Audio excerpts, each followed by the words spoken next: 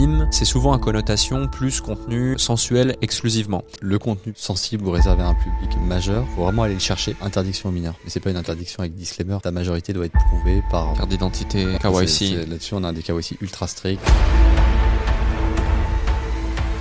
Nous, on s'est posé la question en fait quand on a vu ces contenus arriver chez nous. On s'est dit, ces contenus arrivent, pourquoi déjà ils arrivent? Et en fait, tu analyses le truc et tu te dis, c'est un nouveau marché, la creator economy. Sur tous les nouveaux marchés, c'est le monde adulte qui s'empare au départ de ce marché. C'est un risque parce que t'es pas à l'abri. Là, ça veut dire que derrière, il va falloir faire de la modération sur le texte, sur des propos qui peuvent être haineux, racistes, islamophobes, violents. Vous voulez pas de ça?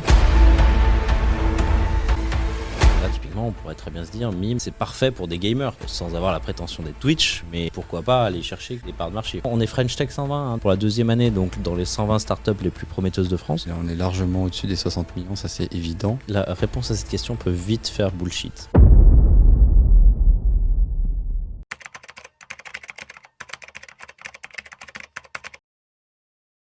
Salut Gaspard, salut Pierre. Salut. Salut Alec. Comment vous allez?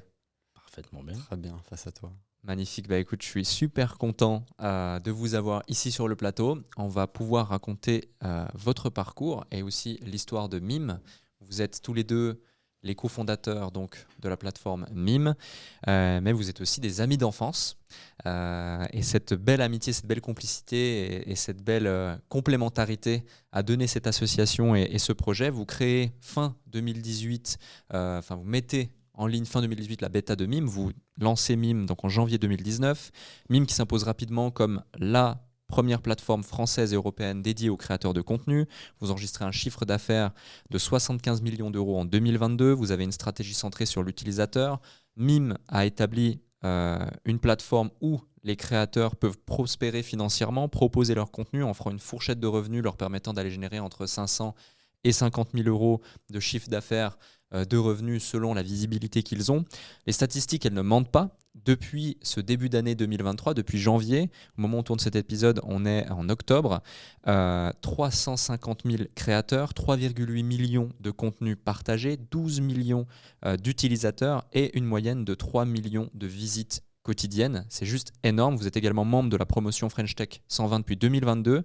Vous avez littéralement une croissance fulgurante.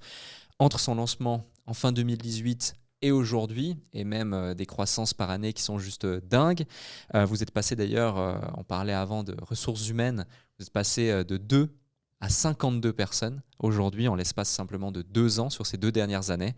Donc c'est assez fou et j'ai hâte de vivre ce moment avec vous pour partager beaucoup de valeur à celles et ceux qui nous écoutent et merci d'avoir répondu présent à notre invitation. Merci. On est ravis de pouvoir en parler avec toi. Yes. Alors avant toute chose, revenons-en aux origines de votre parcours entrepreneurial. Est-ce que vous pouvez nous parler d'un moment ou d'une expérience dans votre passé qui vous a profondément marqué en tant qu'individu et qui a créé cette graine d'entrepreneur que vous êtes et qui a créé ce tournant et ce déclic vers la création de Mime? Oui, tu veux commencer? Allez. Moi, j'ai toujours été un étudiant ou un jeune un peu perdu qui ne savait pas du tout quoi faire de sa vie.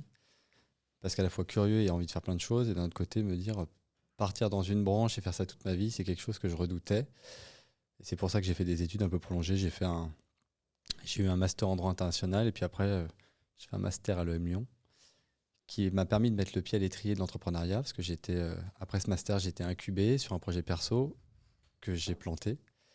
C'était vachement intéressant et j'ai compris que je voulais entreprendre, prendre ces risques-là.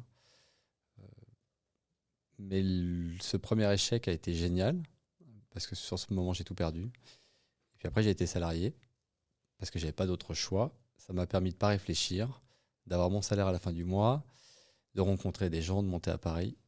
Mais j'avais toujours en tête que je retrouverais l'entrepreneuriat. Et c'est aussi pas ma rencontre avec Gaspard parce qu'on se connaît depuis longtemps, mais on était à une croisée à un moment donné où on s'est dit, tiens, on a envie de bricoler tous les deux. Lui, entrepreneur, il en parlera depuis qu'il est tout petit. Et on a su qu'on voulait faire quelque chose ensemble à 2. Magnifique. Voilà. L'échec, comme tu dis, c'est un bon terme pour expliquer un petit peu comment c'est venu tout ça. Parce que, moi, j'ai appris à coder quand j'étais gamin. Tu vois, c'était à 13 ans. J'ai découvert Internet et les champs des possibles qui étaient énormes pour pouvoir faire en fait des business en ligne. Tu vois, c'est ça qui m'intéressait, moi. Donc, créer des choses À l'époque, c'était créer des services pour les webmasters. Tu te souviens peut-être de cette époque-là où il y en avait de partout. Ouais. Des jeux en ligne, c'était énorme aussi à ce moment-là. Et donc, voilà, ce champ des possibles énorme. Mais en réalité, tu crées plein de choses. Quand tu es gamin, tu essayes des choses, etc. Tu as cette notion de victoire à chaque fois que tu réussis un projet, mais en fait, tu le lances et rien ne marche à chaque fois. Et donc, cette multitude d'échecs-là fait que tu as envie de faire d'autres choses. Moi, à 18 ans, j'ai monté ma boîte tout de suite. Donc, j'ai loupé mon bac 2 fois, mais c'est pas grave. Et je savais lire et écrire. Et j'ai passé 10 ans dans une agence digitale que j'ai montée à Lyon. Et on s'est retrouvé là, à ce moment-là, avec Pierre, avec tous ces échecs où on se plaisait pas trop dans ce qu'on faisait. Et on s'est dit, alors moi, perso, je me suis dit, c'est le dernier. Là, je teste un side project avec Pierre, un petit dernier. Et puis, si ça marche pas, moi, en l'occurrence, c'est mon retour, je ferai autre chose. Je trouverai un job de dire market ou je ne sais quoi dans une boîte. Avec l'expérience que j'ai, je pourrais y arriver. Et en réalité, le fait de se dire ça te donne une force qui a fait que pendant 3 mois, jour et nuit, on a développé ça à 2, tu vois. J'avais appris, moi jeune, Pierre avait une bonne notion aussi market et pub et produit. Donc tous les deux, on se complétait bien pour faire ça. Et donc, on a eu cette force-là de se dire pendant 3 mois, jour et nuit, on travaille sur ce dernier projet. Tu sais, c'est la fameuse histoire de l'entrepreneur qui est au bord de la falaise. Ouais. Idiot, en fait, tu dis toujours, c'est bullshit. Et en réalité, je parle pour moi, mais c'est exactement ce qui m'est arrivé. Tu vois, c'était le dernier. Bateau, ouais. C'était le dernier et je faisais autre chose. Rien ne marchait, tu vois, depuis mes 13 ans. Et c'est comme ça qu'en fait, tu fais un truc et tu mets tellement de passion, tellement d'énergie, un mindset différent dans ce projet-là que ça marche, tu vois. Ouais. Et donc, on a lancé ça fin 2018, une version bêta qui a cartonne tout de suite. Notre version 1 2019, première année, 3 millions de chiffre d'affaires, tu vois. Donc, c'était énorme pour nous. Enfin, on était des gamins. C'était excitant de voir ce début tout de suite se lancer. Voilà un peu la genèse. Magnifique. Et justement, dès cette première année, 3 millions d'euros de chiffre d'affaires. Et là, vous restez uniquement tous les deux à gérer tout, quoi, tout le flux, tout ça, ou tout de suite vous avez recruté, constitué des équipes? Parce qu'avant, on en parlait justement, tu nous disais, notre premier salarié a 2 ans d'ancienneté maintenant. Donc vous avez tout géré tous les deux pendant un sacré laps de temps finalement. Ouais, exactement. Les premiers salariés, enfin le premier est arrivé en été 2021. Ouais. Nous, l'objet, Gaspard dans son agence gérait justement de l'humain, manageait. Moi, j'ai été dans une régie pub et j'avais une petite équipe aussi, avec qui ça se passait d'ailleurs très bien. Aujourd'hui, d'ailleurs, quasiment toute cette équipe est chez nous, salariés, puisqu'on l'a fait venir. Ça prouve que je m'entendais bien avec cette équipe et que j'avais confiance en elle. Mais ça a été très vite un choix de se dire on reste seul le plus longtemps possible.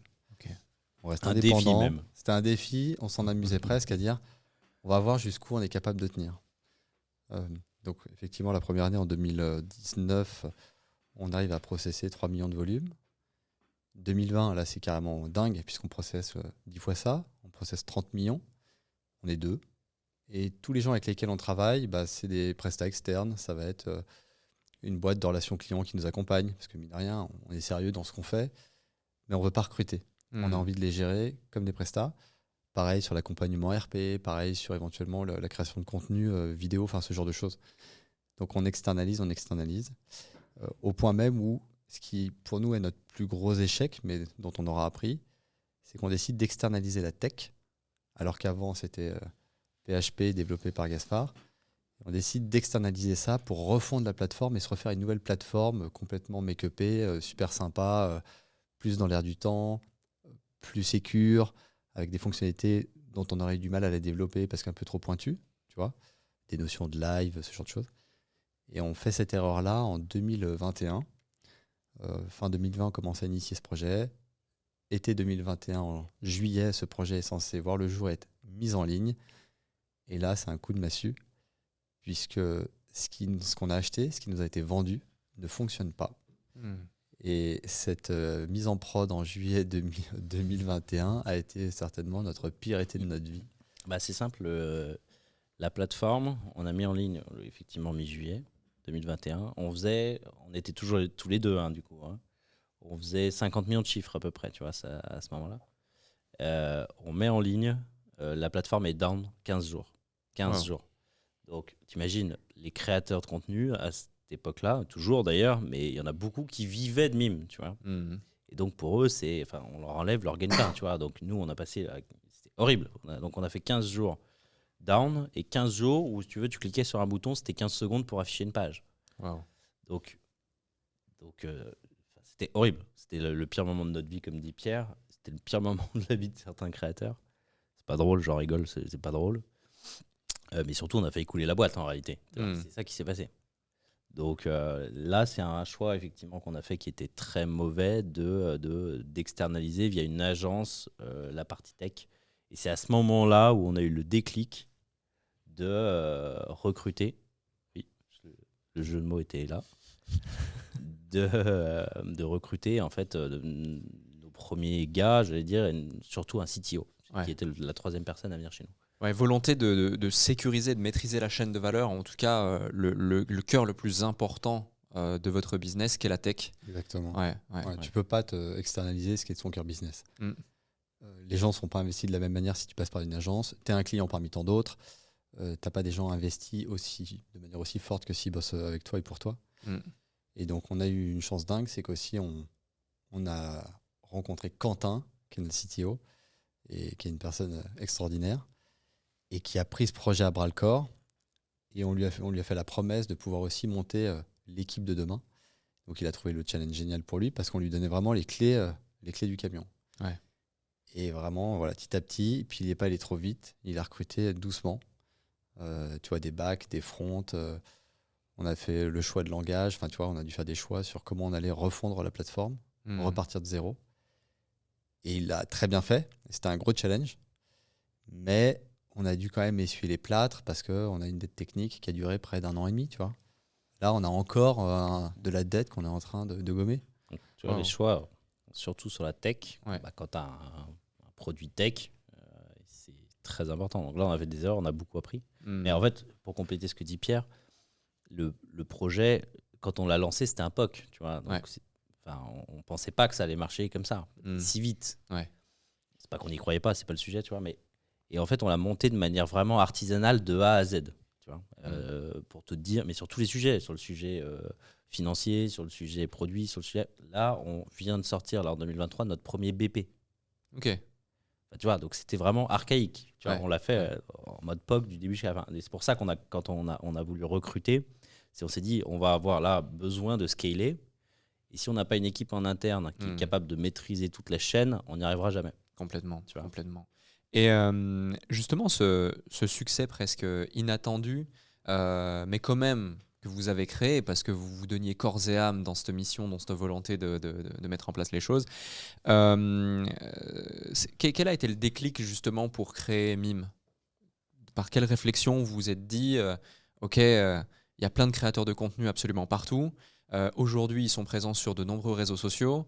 Qu'est-ce qu'on peut mettre à leur disposition pour permettre de leur offrir l'opportunité de monétiser davantage de contenu et d'autre part leur audience d'avoir accès à un contenu exclusif qui serait uniquement disponible sur cette plateforme et qui leur permettrait d'avoir beaucoup plus de proximité avec les créateurs. Ouais, c'est ça. Il y a eu 2 déclics. Il y a 2 raisons, j'allais dire aussi. Il y a eu 2 raisons. La première, c'est qu'effectivement, on était dans une vague où tu sais, il y avait beaucoup de plateformes de réseaux sociaux aussi qui levaient des fonds sans véritable modèle économique qui était éprouvé, si ce n'est créer une énorme communauté et ensuite monétiser par voie publicitaire. Ça a été nous aussi le défi de se dire, on est certain qu'on est capable de créer de la plateforme centrée sur le contenu et financée même par l'audience qui a envie d'accéder à du contenu plus exclusif et plus qualitatif et sans être dépendant de la pub, d'outrepasser la pub.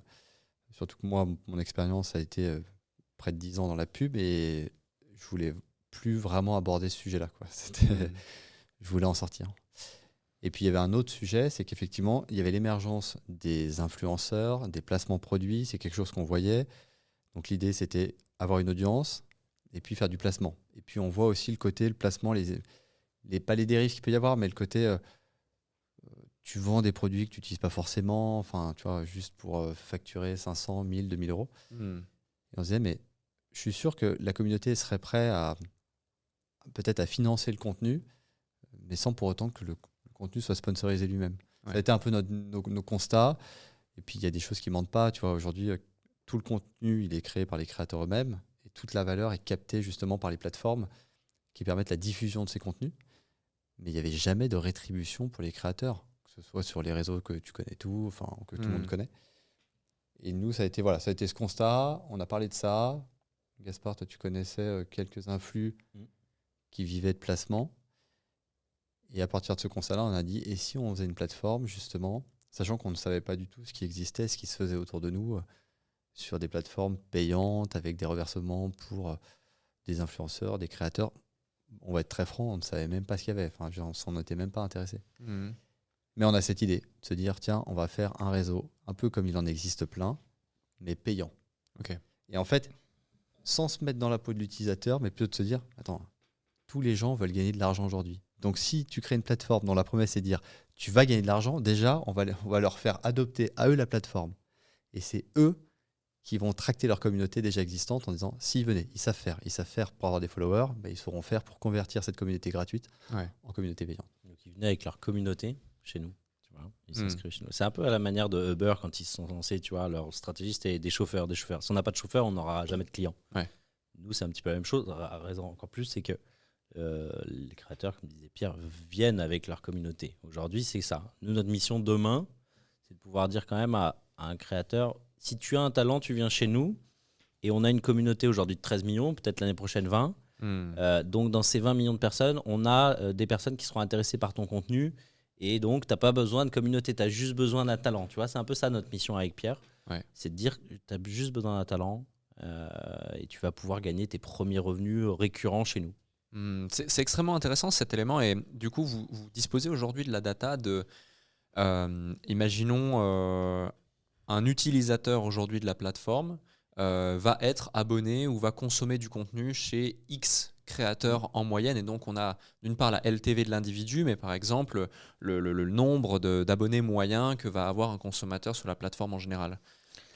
Ça, on le sait. C'est des choses qu'on suit évidemment bien, qu'on suit très bien depuis peu de temps. Ouais. Encore une fois, on l'a fait de manière artisanale. Hein. Le premier data engineer vient juste d'arriver chez nous, là, tu vois. Okay. Donc, le but, c'est de faire de Mime une boîte data-driven. Donc, tu vois, c'est très important, mais on ne pouvait pas le faire à deux. Bien sûr. De la même manière, j'ai un peu annexe, mais on a eu un CRM il y a 6 mois. Incroyable. C'est-à-dire que tout le monde connaît cette force. On ne relançait pas les paniers abandonnés, par exemple. Tu vois. C'est un crime quand tu connais le market. Et donc, voilà, sur tous ces sujets-là. Donc, ce qui nous fait dire, ce qui est très bien, parce qu'on arrive à faire un 100 millions de chiffres de volume d'affaires cette année, ce qui est énorme. Mais pour autant, et on a 350 000 créateurs de contenu. Et quand tu regardes le marché, tu te dis, il y a quoi, 300 000 créateurs de contenu dans le monde ? 300 millions. 300 millions, pardon. En fait, on est des gamins, tu vois. On n'a rien fait. On est 95% France. On a tout à faire, tu vois, sur tous les sujets.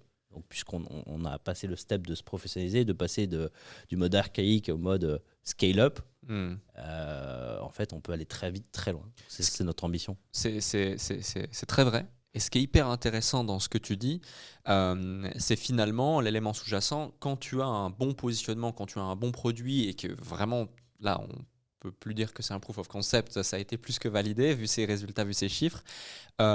Tu peux avoir quelques trous dans la raquette ou vous en parliez avant des dettes technologiques ou autres, ça fonctionne quand même. Il y a une telle traction que tu arrives quand même à surfer cette vague et continuer à avancer, à apporter de la croissance à ton business. Puis au fur et à mesure, tu vas venir ajouter des éléments comme par exemple la data, les KPIs, le fait de on ne peut améliorer que ce que l'on maîtrise, etc. Et vous êtes une boîte tech, vous êtes une boîte de data, et tous ces éléments pour servir la croissance et le market sont essentiels, et ça c'est certain. Et il y a un sujet, c'est que justement vous avez pendant longtemps voulu être que deux, et du coup avoir une équipe de prestataires autour, et maintenant vous avez structuré. Mais comment se retranscrit dans le concret, en tout cas pour les 3 premières années, vos actions à vous deux? Dans quelle mesure, qui fait quoi? Votre complémentarité, c'était quoi exactement, Gaspard? Qu'est-ce que tu faisais, Pierre? Qu'est-ce que tu faisais dans la structure? Parce que quand tu fais déjà autant de chiffres d'affaires, que tu as autant de clients, tu as autant d'enjeux pour chaque jour qui passe ou chaque semaine qui passe dans ta boîte, et que tu te dis il n'y a que 2 personnes qui sont full-time dans la boîte et involved dans la boîte, qu'est-ce qu'ils font au quotidien? Si je peux répondre, sur les 2-3 premières années, c'était très simple. Et c'est là où on était très complémentaires. Tu avais d'un côté la partie produit tech, Gaspard, même si le produit, souvent, on le challenge à deux. Mais produit tech, Gaspard, et puis un très bon designer, Gas. Donc, c'est une vanne. Mais enfin, en tout cas, ça marchait. Et moi la partie BizDev, mais là aussi à deux, parce que la tech nous a aidés. Je vais t'expliquer comment, avec l'affiliation et le parrainage qu'on a mis en place. Et surtout toute la partie Customer Care. Donc moi, clairement, les premières années, c'était un focus sur de la relation client, du SAV, de l'accompagnement créateur et utilisateur pour les accompagner, mais c'est 24/24, quoi. C'est-à-dire que tu dormais peu, il fallait répondre en moins de 10 minutes, leur montrer que tu es là, avoir de la proximité avec eux, comprendre leurs problèmes, se plonger dans le back-office, essayer de voir pourquoi il y a une réclamation, pourquoi il y a un problème de connexion, ce genre de choses. Ça, on a été très proche d'eux, et ça a marché, parce qu'on a créé une relation de confiance très vite et très forte avec et les créateurs et les utilisateurs. Et puis pareil, continuer à développer la plateforme très vite. L'avantage, c'est qu'on maîtrisait la partie dev, puisque Gaspard l'avait codé de A à Z. Donc quand on réfléchissait à une fonctionnalité qui nous permettrait justement de répondre à des attentes créateurs, d'aller chercher plus de CA pour la boîte, mais aussi rapporter plus de chiffres pour les créateurs. Tu vois, à un moment donné, on a réfléchi, on a dit, OK, tu peux poster, il y a le premier engagement qui est l'abonnement, les créateurs peuvent vendre des contenus plus personnalisés. Puis après, on a pensé à une autre fonctionnalité qu'on a appelée en interne les push. C'est la possibilité à un créateur de communiquer massivement avec tous ses abonnés, tous ses followers mimes ou tous ses abonnés payants. Donc on te donne accès à la base et libre à toi d'envoyer une communication en accompagnant un média, photo, vidéo, et de mettre un prix ou pas pour générer plus de revenus. Ça, cette fonctionnalité, on l'a pensée, on l'a designé vite fait, mais tu vois, 3 semaines après, on arrivait à la pousser, à la mettre en ligne. Et donc on était très flexible, très agile. Ouais. Et ça, c'était un luxe. Ça nous a demandé beaucoup de boulot, mais tu vois, on réfléchissait pas trop. Enfin, en gros, on dit allez, on teste, on y va. Évidemment, on se concertait, on essayait de se dire si c'est une bonne idée ou pas. Si on n'était pas d'accord à deux, on le faisait pas. Et on a fonctionné comme ça pendant 3 ans. Et on s'est splitté ce travail sur les 3 premières années. Et puis effectivement, après, on a staffé. Donc Gaspard, toujours caution tech et produit. Là, moi, j'ai pas une grande valeur ajoutée. Et et là, quand on a commencé à staffer, effectivement, chacun était un peu dans son champ d'action, mais on challengeait quand même nos idées sur les recrutements. Tous les recrutements qu'on fait, par exemple, depuis le début chez Mime, on les fait ensemble. Maintenant, on a un DRH, on a Omar qui est là, qui fait un travail incroyable, mais on a un œil sur tous les recrutements. Ça, c'est des choses qu'on fait évidemment ensemble. Le produit, on le challenge ensemble, mais on est évidemment entouré de très bons responsables produits en interne. Mais le produit, c'est quelque chose qui nous intéresse tous les deux. Pareil, la stratégie business, ça nous intéresse tous les deux. La partie financière, ça nous intéresse tous les deux. Donc aujourd'hui, globalement, on survole ensemble et on est à fond sur tous les sujets qui concernent la boîte. Ouais, ok. Et c'est un luxe de pouvoir le faire. Ouais. Ça nous permet peut-être d'éviter les erreurs, de se challenger. Et c'est confortable pour nous deux de faire ça. C'est un luxe d'être à deux, sans se marcher dessus, sans avoir de désaccords profonds. Parce que souvent, on nous pose la question, vous êtes à deux, comment vous faites pour gérer à deux? On est 50-50 dans la boîte. Et en fait, c'est qu'on ne se marche pas dessus, c'est qu'on se fait confiance, c'est qu'il n'y a pas une personnalité plus forte que l'autre. Tu vois. On est tous les deux co-founders, tu vois. On n'a pas pris Pas le de parti titre. pris de dire il y en a un qui est CEO, l'autre CEO, ou ce que tu veux. Ouais. On a toujours voulu le faire à deux et ça fonctionne bien comme ça. Très bien. Excellent. Un autre sujet, justement, c'est par rapport au panel de personnalités ou au panel de différentes typologies de créateurs de contenu que vous avez sur la plateforme. On peut retrouver des artistes, des sportifs, des musiciens, des cuisiniers, des coachs sportifs, même des infopreneurs limite qui pourraient vendre leur formation différemment, des mannequins ou des contenus plus sulfureux également. Comment on fait pour trouver le juste équilibre entre l'UX et la recherche de rentabilité, mais en même temps garder un espace authentique pour les créateurs comme pour les utilisateurs? Parce que le but initial, c'est aussi de créer plus de proximité entre le créateur et son audience, permettre au créateur d'avoir un environnement safe dans lequel il va pouvoir partager du contenu et le mettre disponible, et puis à l'audience de le consommer et de passer un bon moment avec sa personnalité, célébrité ou la personne qu'elle a envie de suivre avec plus de proximité. Comment vous avez intégré cette réflexion à votre quotidien dans la recherche justement de l'amélioration de la plateforme, de l'UX et autres? Parce que là, du coup, on entend qu'il y a eu plusieurs phases de développement sur la plateforme, sur l'application. Et je pense qu'il y en aura encore parce qu'on s'améliore perpétuellement. Et comment vous initiez cette réflexion? Sur les typologies de créateurs, nous, on fonctionne. On a une vision à 3 ans, si tu veux, sur quelle typologie, quelle verticale de créateurs de contenu on va attaquer.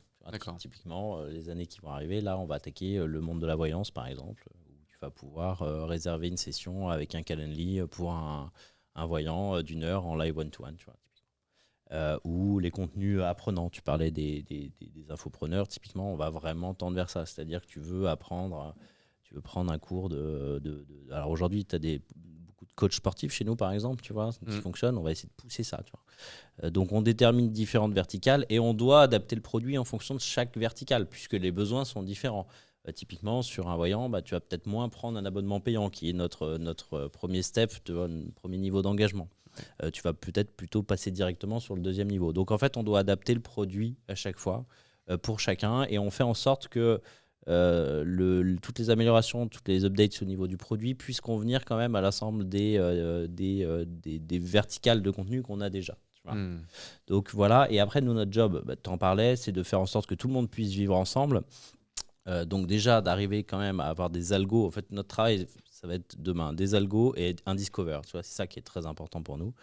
Donc te permettre effectivement, en fonction de ton activité en tant qu'utilisateur sur la plateforme, de te pousser les bons contenus et les bons créateurs de contenu. Tu vois, et pas de te pousser ceux dont tu n'as aucune envie de voir. Ouais.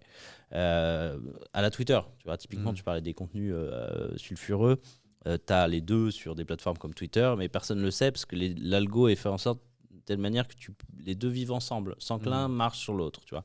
Et c'est le but avec aussi un petit peu toutes les verticales de contenu. Même si toi, quand tu es abonné à un coach sportif, peut-être que tu serais intéressé par une session de voyance, tu vois, ou autre. Donc voilà, notre job, c'est travailler sur l'algo et 2, travailler effectivement sur un discover à la Netflix où tu vas découvrir de nouvelles typologies de contenu, de nouveaux créateurs. Voilà, nous on travaille sur ces 2 aspects-là. Ah, c'est intéressant ça. Donc une sorte de feed comme un For You également. Absolument. Ok, d'accord. C'est ça. Après, ça, c'est notre produit de demain. On a aussi des verticales qu'on avait testées et dont, de manière très honnête, qui ne sont pas adaptées. Notre produit n'est pas adapté à sa verticale. Tu vois, par exemple, tu parles de célébrité au départ. Nous, au départ, on était assez focus là-dessus. Bah non. Il y a des boîtes qui le font très bien. Tu as des boîtes américaines dédiées, par exemple, à du contenu dédicacé, personnalisé, comme Cameo, par exemple. Mais nous, on pensait qu'on aurait pu aller sur ce sujet-là. Et en fait, non. La plateforme moins adaptée et puis pas orientée vraiment autour de ça. Pareil, tu vas parler de sportif. Je ne parle pas du coaching sportif parce que là, pour le coup, c'est une industrie monstrueuse qui demande à être adressée et on a une volonté féroce d'aller sur ce marché-là. Mais sur des sportifs, des célébrités sportives, non plus. Tu vois, si tu as envie de parler d'un footballeur qui a une énorme communauté, on aurait pu penser au départ, même nous, on aurait eu aimé, tu vois, par exemple, avoir des grands, je sais pas moi, Kylian Mbappé sur la plateforme, par exemple, mais c'est pas adapté. Cette personne-là, si tu veux, elle va pas démultiplier l'utilisation de ses réseaux sociaux. Et ça, on le comprend aussi de manière un peu empirique. Et puis aussi, il faut parfois ne pas avoir des œillères. Il faut aussi comprendre, lui, il n'a pas de contenu à vendre, tu vois, parce qu'il n'a pas une audience qui est prête forcément à payer. En plus, bien sûr qu'il y a des gens qui sont prêts à payer, mais éthiquement, il n'a pas envie de le faire. Il gagne suffisamment bien sa vie. Et puis, il manque de temps. Ouais. Tu vois, il va déjà gérer son Instagram, c'est son image. Il va avoir des CM qui vont l'aider à gérer d'autres réseaux, mais de rajouter une autre plateforme. Donc, tu vois, c'est pas forcément adapté à ces gens-là. Donc ça, il faut avoir une honnêteté intellectuelle. Il faut, nous, d'un point de vue business, le comprendre. Et puis après, se dire, qu'est-ce qui a de la valeur ? Pour quel type de créateur on est capable d'apporter de la valeur ? Tu vois, le contenu apprenant, c'est un marché qui est monstrueux, sur lequel, évidemment, on fait un focus. L'astro, la voyance, évidemment, c'est un marché qui est monstrueux. Les chiffres parlent d'eux-mêmes. Donc, c'est là où on peut apporter un vrai service et pour les utilisateurs et par les astros. Pour les astros, avec quelque chose de très transparent sur les reversements, avec une techno qui leur permette de vraiment faire des guidances, de chatter avec leurs clients, d'intégrer, comme disait Gaspard, un calendrier pour que ça soit fluide, ce soit léger, tout en protégeant le créateur, en garantissant l'anonymat d'utilisateur. Tu vois, ça, c'est notre job. Ouais. Et ce qui est intéressant dans ce concept-là, c'est que du coup, selon la typologie de créateur que je suis en utilisant la plateforme, j'offre une UX qui est adaptée et qui est différente Absolument. à mon utilisateur. Absolument. Très intéressant. Tu parlais des célébrités justement et tu disais que c'est un axe que vous avez testé, dans lequel vous avez cru et qu'aujourd'hui vous constatez que c'est peut-être pas forcément le meilleur axe pour votre application. Il y a de ça une année, il me semble, j'avais vu passer des communications avec l'entrée au capital de DJ Snake. Ouais. Dans quel objectif justement il y a eu cette entrée au capital? Est-ce que c'était pour rendre davantage mainstream l'application et aller justement pénétrer ce marché de la célébrité, de la musique et attirer de nouvelles typologies de créateurs? Est-ce qu'il y avait un objectif en particulier derrière cette entrée au capital? Ouais, alors c'était un partenariat qu'on a fait avec lui. Alors, il est français comme nous, on est de la même génération et globalement, je pense qu'on partage un peu les mêmes valeurs. Tu vois, c'est un mindset un peu commun. On s'est rencontrés, puis on a fité déjà humainement. Ça, c'est important. Il est top. Ouais, tu vois, c'est un gars très smart et voilà. Il a aussi perçu, nous, l'ambition du projet, qui n'a pas vocation à rester dans les frontières de l'Hexagone. Évidemment, on veut aller loin avec un produit qui soit ultra smart, tu vois, sans anonymat, enfin vraiment casser les codes des plateformes classiques. Et on avait besoin de son expertise sur l'industrie musicale. C'était de se dire, peut-être naïvement, comment l'industrie musicale peut trouver justement un service au sein de Mime, quelque chose qui puisse permettre aux artistes soit d'émerger et d'être soutenus par leur communauté, mais même des petits artistes, tu vois. Ça, c'est ce qui bottait notamment Snake. Comment il peut nous aider, comment on peut accompagner des petits artistes à émerger et à commencer à gagner un peu d'argent pour payer leurs enregistrements studio, pour se payer un instru, enfin ce genre de choses. Et donc l'objet était là. Ce partenariat, c'était pour craquer cette industrie. Il se trouve qu'aussi, dans les faits, c'est ce qu'on disait juste avant, cette industrie, elle n'est pas si simple à craquer et ce n'est pas une priorité, peut-être, avec du recul, de se dire, voilà, il y a d'autres industries sur lesquelles on a plus de valeur ajoutée. Et sur lesquels il faut qu'on se focus, tout simplement, tu vois. T'es obligé de faire des choix. Complètement. On ne peut pas se disperser, même si on aimerait beaucoup, justement, avoir des artistes autour de la musique. Bon, il faut faire des choix. Complètement. Mais en tout cas, c'est malin parce que c'est vrai que c'est une vraie problématique pour les artistes de trouver des fonds pour pouvoir faire leur premier clip, pour pouvoir faire tout ça. Donc il y a de vrais enjeux et ça touche toutes les industries.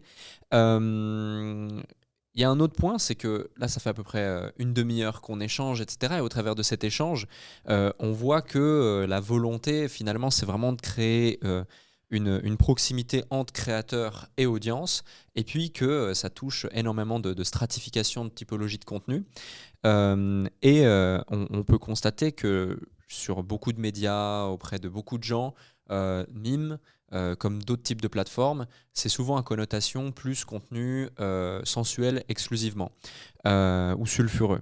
Et quand justement on est une boîte à forte croissance aussi fulgurante, parce qu'on peut vraiment parler de croissance fulgurante ici, quelles sont les actions que vous mettez en place ou le plan que vous mettez en place pour justement réussir à protéger un maximum l'image de la structure par rapport à ça, pour pouvoir ne pas se fermer les portes de toutes les typologies de contenu que vous venez d'évoquer, parce que ça peut justement en refroidir certains.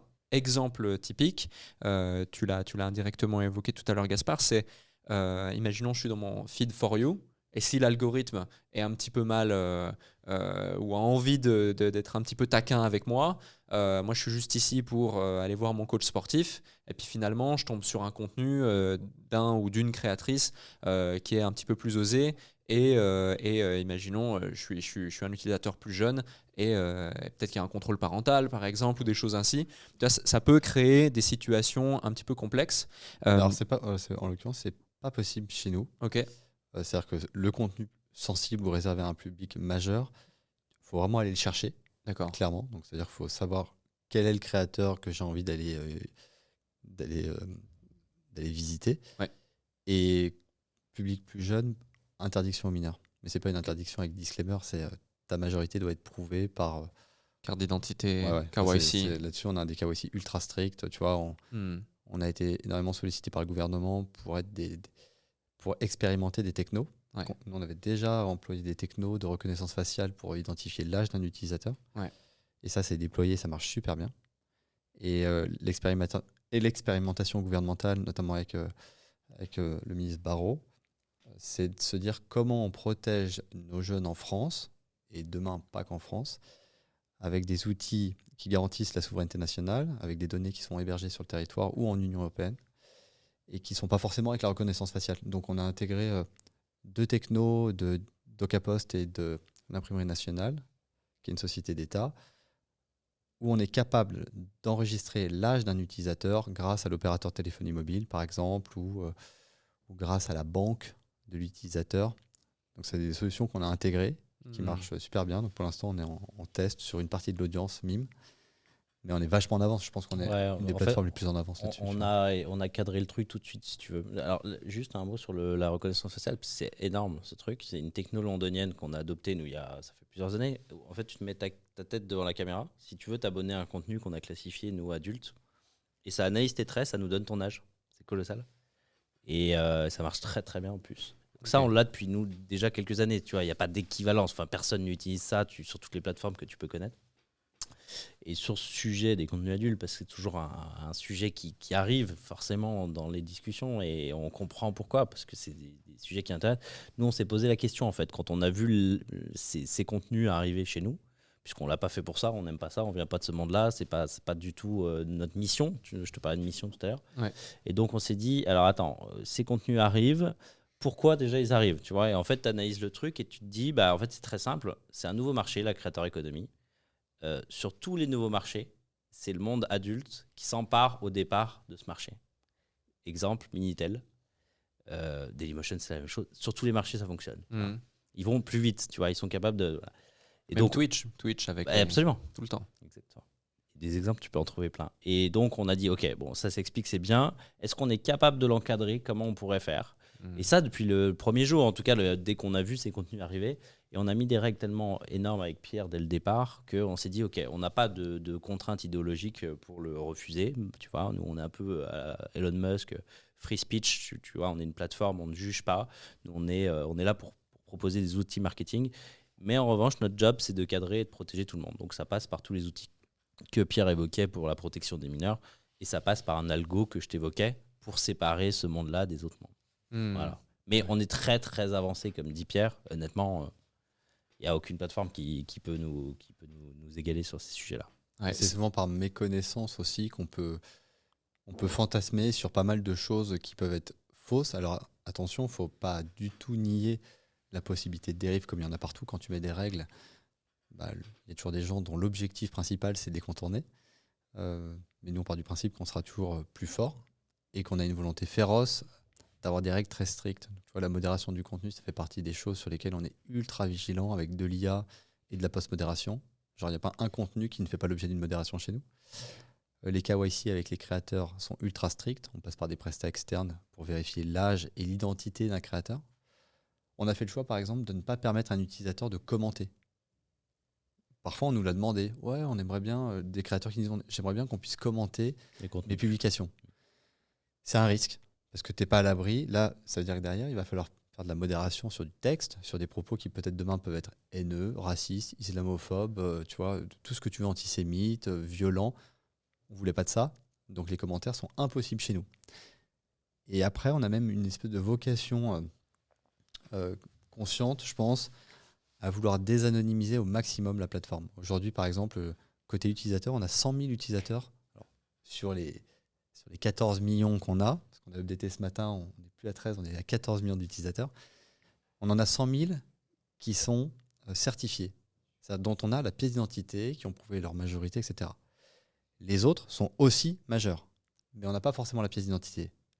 Et petit à petit, on va mettre en place plein de process pour inciter la communauté à se certifier.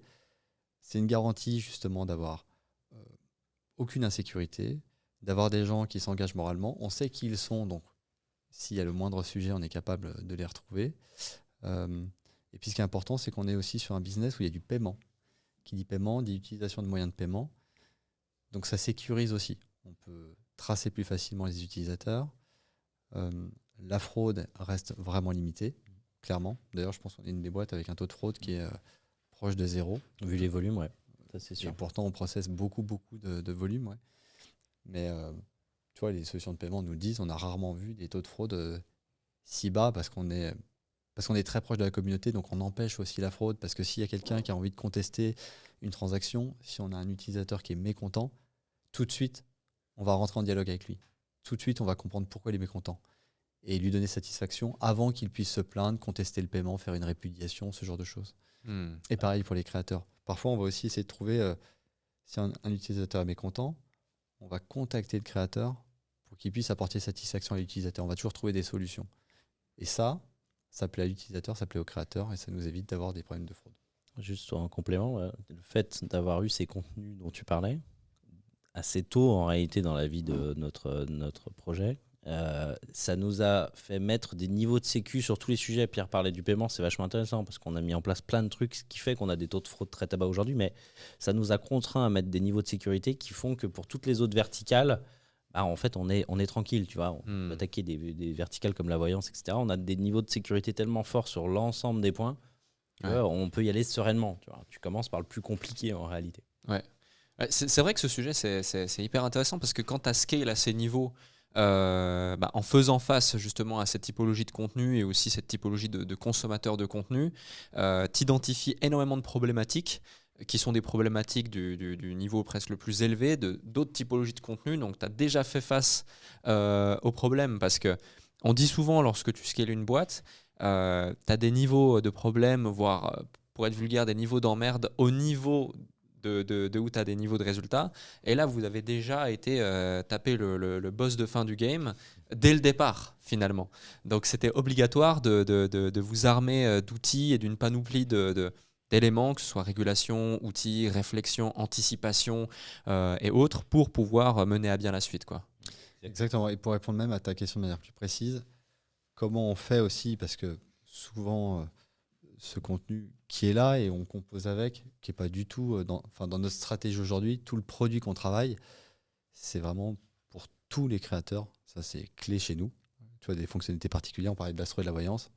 L'abonnement n'a rien à faire dans l'astrologie et la voyance parce que tu ne vas pas t'abonner. Tu veux juste faire un pay-per-view, un one-shot, une guidance. Ouais. Tu vois, on doit réadapter le produit là-dessus. Et là, l'enjeu de demain, Gaspard l'évoquait tout à l'heure, le Discover, il est clé. Ça va nous permettre de classifier de manière beaucoup plus visuelle et tranchée toutes les catégories qui sont déjà sur la plateforme. On a 350 000 créateurs, 100 000 sont certifiés. Il y a tout là-dedans. Il y a tout. Même si on a un algo qui vaut ce qu'il vaut à date, qui permet à un utilisateur de lui pousser d'autres créateurs dans la thématique qu'il avait commencé à chercher, ça sera évidemment beaucoup mieux demain. Et ce Discover permettra à tout le monde de bien comprendre qu'il y a des verticales, il y en a plein. Ouais. Et c'est pas pour autant qu'on gommera le modeling, le glamour ou le contenu adulte. Comme sur MyCanal, tu vois, tu pourras faire coexister tous les environnements, mais dans des catégories dédiées. Et la catégorie plus sensible, elle fera l'objet de contrôles ultra stricts, de demandes de vérification d'âge, ce genre de choses. Oui, tout à fait. Aujourd'hui, vous avez combien de catégories globalement? Est-ce qu'on parle de dizaines de catégories, de centaines de catégories différentes? Plus en dizaines sur tout ce qu'on a. Ouais. Et tu vois, parce que c'est un travail monstrueux quand même d'attaquer une nouvelle verticale. Là, typiquement, on pourrait très bien se dire, Mime, c'est parfait pour des gamers, tu vois, sans avoir la prétention d'être Twitch, mais pourquoi pas aller chercher des parts de marché. Il faut avoir un produit, si tu veux attaquer le marché du gaming, qui est parfait techniquement, parce qu'ils sont très très exigeants, ces gens-là, ce qui est normal. Et donc, tu vois, typiquement, l'évolution du produit pour faire du gaming, c'est énorme, tu vois. Donc, on ne peut pas en avoir 500... en claquant des doigts. Tu es obligé de faire des stratégies où tu vas mettre un an en fait pour attaquer une nouvelle verticale. Tu vois ce que je veux dire. Ouais. C'est hyper intéressant comme concept parce que finalement, quand tu as de la data et autant d'utilisateurs, et autant de potentiel, tu pourrais vouloir attaquer énormément de verticales en même temps. Quel est le schéma, on va dire, décisionnel que vous avez pour la suite de Mime, vu que vous êtes en plein scale, c'est pas anodin de passer de 2 à 52 personnes. Tout à l'heure, Pierre, tu me disais que juste ce début d'année, depuis janvier, vous avez recruté 29 personnes, c'est ça? 28. C'est énorme. Et du coup, le temps d'onboarder ces personnes, le temps de mettre en place tout ça, il y a évidemment des projets en face. J'imagine que vous ne recrutez pas juste pour recruter ou en anticipation d'eux. Il y a vraiment une vision, des projets. Quelles sont les verticales sur lesquelles vous voulez mettre le plus de focus et c'est quoi la suite justement de Mime? Il y a les verticales et il y a les marchés qu'on a identifiés. Et pour être sûr de ne pas faire d'erreur, on fonctionne donc par équipe. Et on appelait ça des quarter machines, c'est-à-dire qu'on a différentes personnes de différents départements qui vont leader cette quarter machine. Et l'objectif, c'est en 3 mois d'arriver à identifier si cette verticale dont on a pu pressentir qu'elle était bonne pour Mime, est-ce qu'elle est vraiment considérée comme une verticale où il faut aller tout de suite? Et si oui, dans quel pays? Donc on a à peu près 6 personnes qui vont leader une réflexion, qui vont faire des interviews, qui vont sonder la communauté, qui vont sonder des créateurs dans différents pays en essayant de comprendre leurs besoins. Ça, c'est des choses qu'on a fait. Ça fait maintenant 6 mois qu'on a mis en place ces quarter machines. Tu vois, donc c'est assez structuré. Et on en a tiré des conclusions. Donc tu vois, l'astrologie et la voyance, c'est vraiment des marchés. Gaspard et moi, on ne connaît pas du tout ce secteur à titre perso. Et puis ça nous est revenu comme ça en pleine figure. Il faut y aller. Et même, tu vois, par exemple, il y a des pays mais qu'on n'aurait même pas pu imaginer. L'Inde, le marché de l'astrologie et de la voyance en Inde, il est colossal. Mais après, il faut le chiffrer. C'est quoi ce marché de l'astrologie et de la voyance en Inde? C'est quoi le marché en Allemagne? C'est quoi au UK? Bah ça, maintenant, c'est des réponses qu'on a. Et ensuite, il faut faire des choix. Il faut faire des choix sur... On a fait un choix sur justement 2 verticales clés suite à ces quarter machines. Ensuite, on a fait des choix sur les pays à adresser. Et ensuite, sur la manière dont on allait ventiler nos stratégies d'acquisition avec du paid, du partenariat. Enfin, voilà. Après, ça, c'est des équipes marketing. Tu ne peux pas le faire en claquant des doigts non plus, hein, attaquer un nouveau marché. Tu vois, l'exemple de l'Inde, ce qui est intéressant, on parlait du paiement. Comment on accepte des paiements en Inde? Quelles sont les typologies de paiement les plus utilisées en Inde, tu vois? Est-ce qu'on est prêt aujourd'hui, avec les PSP avec lesquels on travaille, à accepter et avoir des bons taux d'acceptation sur de la CB en Inde, si c'est de la CB, tu vois, etc. Et la quarter machine, elle est faite pour étudier tout ça, pour pouvoir après se lancer. Donc là, comme disait Pierre tout à l'heure, on est en phase où on rattrape notre dette technique là, depuis 1 an et demi. On termine de monter notre équipe.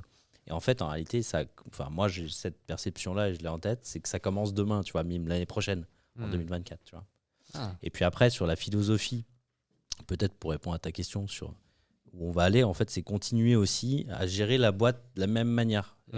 On se dit souvent avec Pierre, c'est en bon père de famille qu'on l'a construite, la boîte. On n'a pas levé de fonds, on a gagné notre vie avant de la dépenser, tu vois, comme on a été élevé, j'allais dire.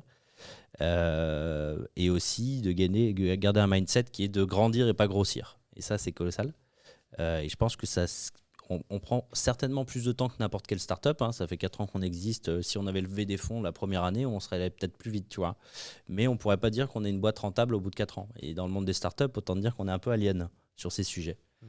Mais tant mieux, je le préfère dans ce sens.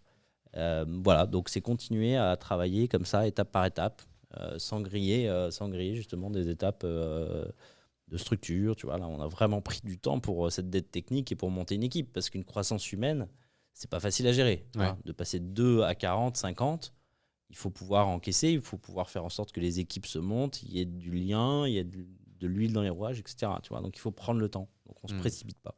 Ouais, tu évoques le fait d'avoir bootstrap au départ, donc vraiment d'être parti de zéro.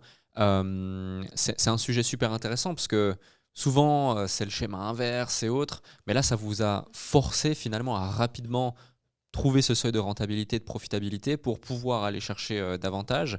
Est-ce que demain, dans un but justement d'aller chercher de la croissance encore plus rapide, vous êtes dans cette volonté de vouloir lever des fonds pour pouvoir pénétrer de nouveaux marchés, pour pouvoir aller vous extendre encore plus? Alors oui, il n'y a pas de date aujourd'hui claire et à communiquer, mais ça fait évidemment partie de la réflexion. Donc pour anticiper tout ça, il a fallu, tu vois, on parlait du BP tout à l'heure, donc maintenant qu'on est staffé, tu vois, on a Valérie par exemple qui nous a rejoint, qui est une ancienne de Decapost, qui est notre CFO, et qui nous a permis justement de structurer un vrai BP, une vraie vision sur 3 ans, de manière ultra détaillée pour le coup. On a fait de l'exercice, il a été poussé ultra loin, on a mobilisé toutes les équipes pour comprendre leurs besoins par mois de manière ultra détaillée, l'équipe marketing, l'équipe grosse par exemple, l'équipe tech, sur le choix des technos qu'on va utiliser, sur le coût, sur les licences qu'on est prêt à... Bref, on a fait un énorme travail de fond. Donc là, on a tout budgétisé, on connaît nos dépenses. En fonction de la croissance qu'on projette sur les 24 ou 36 mois à venir, et quelles seraient ces cellules sur ce gros tableau Excel si on levait? Comment on pourrait scaler plus vite? Quels seraient les marchés sur lesquels on pourrait aller plus vite, plus fort, parce qu'il y a aussi une stratégie. Si tu veux aller sur certains marchés, c'est pas avec notre autofinancement aujourd'hui qu'on est capable de mettre un gros coup de marteau, tu vois. Le marché aux États-Unis, tu vas pas avec 1,5 million d'euros. Sinon, tu crames ton argent pour rien. Il n'y aura pas d'impact. Aux US, il faut de l'impact. Et l'impact, ça passe évidemment par de la perf massive, ça passe par du branding, par des médias sur lesquels il va falloir investir, sur lesquels on n'a pas l'habitude d'investir, qui peuvent être de la télé, qui peuvent être de la radio, par exemple. Surtout pour une plateforme, c'est un peu novateur. Il y en a qui le font aujourd'hui, qui sont des gros réseaux implantés, qui ont levé beaucoup d'argent, qui ont les fonds. Donc nous, ça va être des choses nouvelles, mais on l'a prévu. Pour répondre à ta question, c'est évidemment de la réflexion qu'on a. On sait ce qu'on aimerait faire. C'est peut-être des choses qui se passeront.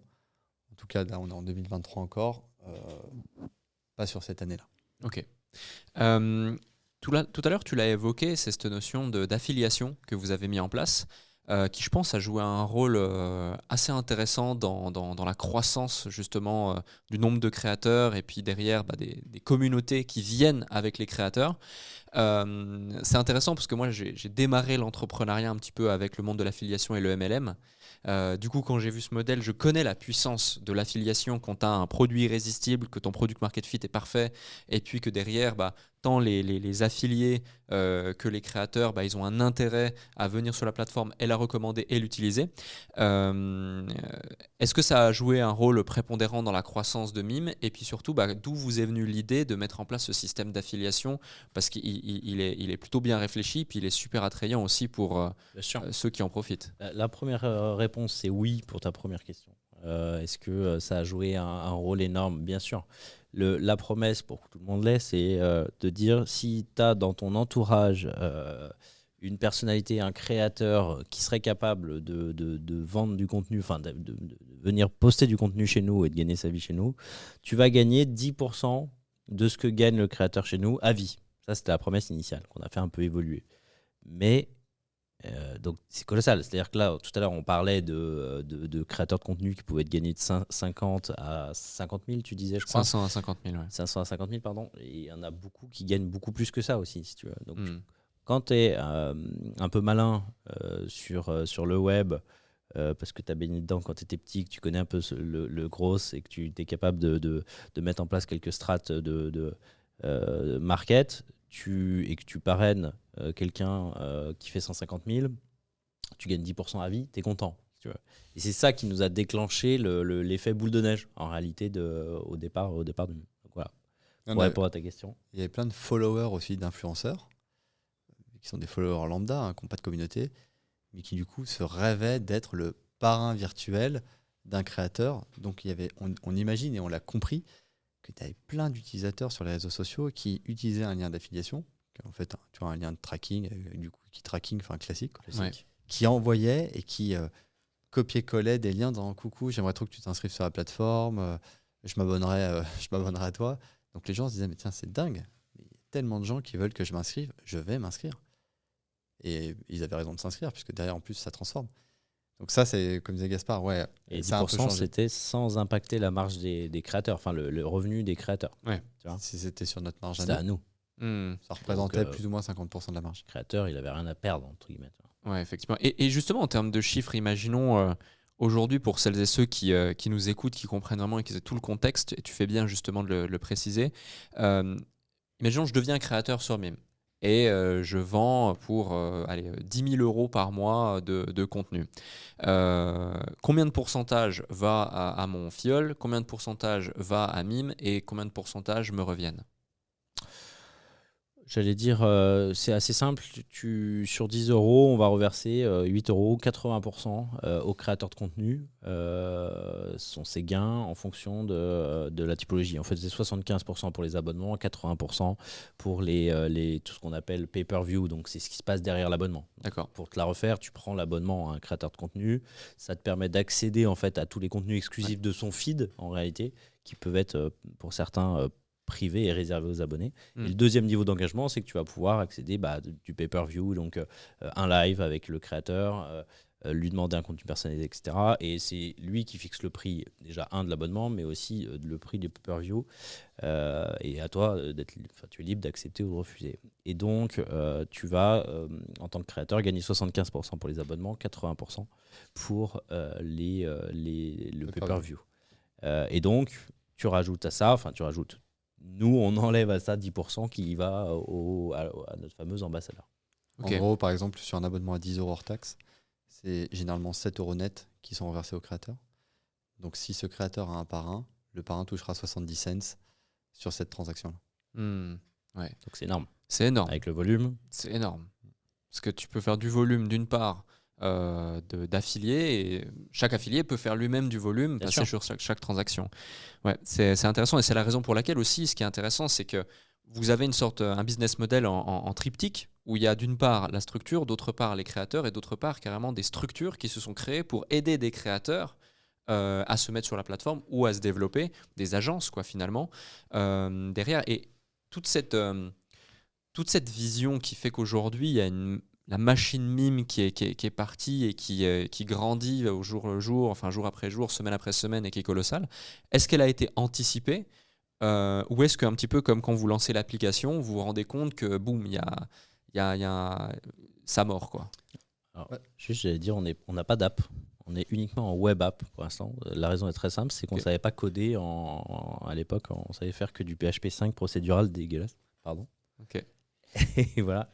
Non, mais on n'avait pas les agents dont tu parles, ça c'est marrant parce qu'au départ, c'est un phénomène un peu nouveau qu'on a observé, qu'on a découvert, avec qui on n'a pas de relation particulière aussi avec ces agences qui parfois n'ont pas pignon sur rue et qui ont une expertise marketing et puis se disent tiens, on va aider des créateurs à grosse, tu vois, on va les prendre par la main.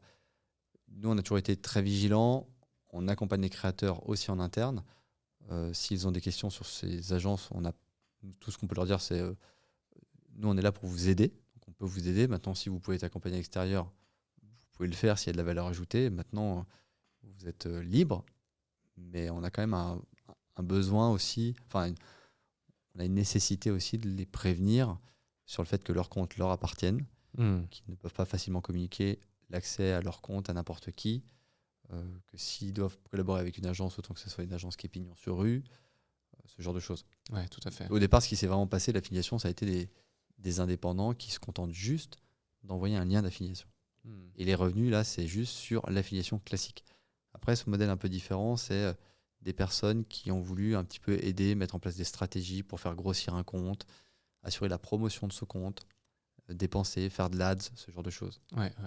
Mais que nous, en l'occurrence, on ne fait pas. Enfin, c'est pas notre promesse. Nous, c'est mettre à disposition une techno. Complètement. Ok. Un autre point, justement, c'est quand tu passes d'autant de collaborateurs rapidement, comment est-ce que vous faites pour instaurer, cultiver et garder une culture d'entreprise saine au sein de tous ces profils au fur et à mesure du temps et de la croissance? Parce que j'imagine que c'est aussi des questions et des enjeux que vous vous êtes posés, parce que si aujourd'hui vous êtes déjà 50 en 2 ans, vous serez probablement 80, 100 ou 250 dans 3 ans, 4 ans, 5 ans, je vous le souhaite, parce que ça va suivre avec du coup l'expansion internationale de Mime. Mais du coup, comment on fait pour intégrer une culture dans une hypercroissance? Un super DRH. Oh, j'allais dire la même chose. Voilà. J'allais dire, on a recruté un DRH. En fait, à la base, on avait des chasseurs qui nous ont... pour te faire l'histoire, on a commencé par recruter tout notre COMEX. Tu vois, donc tous les head of, enfin tous les chief of. Donc le CTO, CMO, CCO, etc. Donc sur tous les C. Et c'est des chasseurs qui s'occupaient de nous. Je crois qu'il y a 2 ans, donc c'était en 2022, notre première année, les chasseurs nous ont coûté 500 000 €, je crois. Enfin, tu vois, débile. Et après, on a recruté notre DRH, Omar, qui est incroyable, qui nous a dit, les gars, j'ai simplement besoin de 5 000 € pour avoir un LinkedIn Pro et je m'occupe de tout. Et 2 mois après, il est venu nous voir et nous a dit, les gars, c'est bon, je suis rentable. Et donc, on a abandonné tous les chasseurs. Et en fait, si tu veux, c'est lui qui a créé cette culture. Tu vois, c'est lui qui, dans les recrutements, mais il a une approche que nous, on ne maîtrise pas. Tu recrutes déjà, tu performes plus dans ton recrutement avec un DRH c'est son taf, il sait analyser les gens, analyser est-ce que ça va fitter entre eux, etc. C'est lui qui a créé ça. Alors nous, on a apporté une petite pierre à l'édifice, évidemment, avec nos personnalités, mais c'est vraiment lui qui... Voilà. Donc, la réponse qu'on a tous les deux, c'est le recrutement de DRH. Et après, il faut mettre en place aussi des rituels. Ouais. Des rituels de boîte. Donc, c'est sûr que des rituels, t'en mets pas quand t'es 2, t'en mets pas trop quand t'es 8. Et en fait, parce que quand t'as envie de boire une bière avec les 6 autres, bah, tu le fais facilement. Et là, quand t'es 50, t'as pas le choix. Il faut ritualiser. Il faut créer de l'inclusion. Il faut que les gens aient un sentiment d'appartenance de la boîte. Il faut qu'ils aient envie de venir dans la boîte. Donc, il faut créer des apéros parfois. Nous, on a appelé ça, tu vois, des BBL. C'est des moments en pause déj, une fois par mois, où tu as une présentation qui est initiée par un département qui va essayer de vulgariser quelque chose qui est vachement important pour toute la boîte, qui va t'apprendre, par exemple, si c'est le Digital Service Act, tu vois, le DSA en ce moment, c'est vachement important. Nous, notre legal, il est vachement investi sur ce sujet-là, sur comment on protège les mineurs notamment, comment on protège les contenus. Et ben, je pense que c'est une information qui doit redescendre auprès de tous les salariés. Et on va le faire, tu vois, on va faire venir des plateaux repas, enfin, on va faire venir, je sais pas, des sandwichs, des pizzas, et on va projeter. Donc ça, c'est des choses qu'on fait. On a fait notre premier séminaire il y a 3 semaines dans le sud de la France. Donc, tu vois, de déplacer 50 personnes, c'était chouette, c'était une première pour nous. C'était génial, ça a été super bien géré. Mais ces moments, il faut qu'on les multiplie. Les rituels, c'est clé. Voilà. Mais il faut le faire de manière pro. Faut qu'il y ait du sens derrière, tu vois. Et c'est des choses qui sont nouvelles et on apprend. Il y a des choses qu'on change, qu'on fait évoluer.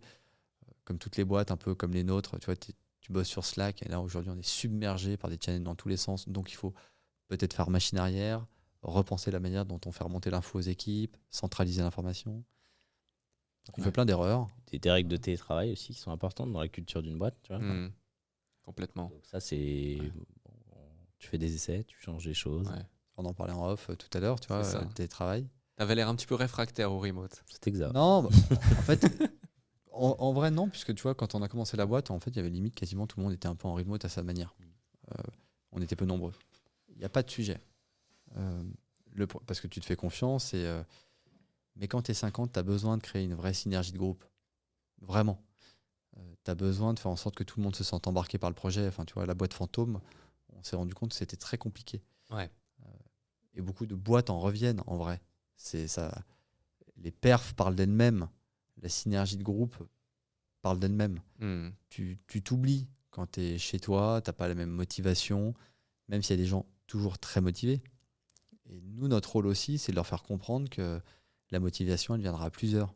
Gérer les projets, c'est pas en étant devant sa caméra, tu vois, à couper son micro pour éviter les parasites. Non, c'est dans la même salle, de se regarder, de se toucher, d'être d'accord, pas d'accord. Enfin, tu vois, ça crée une émulation qui n'a rien à voir. Ouais, je vois.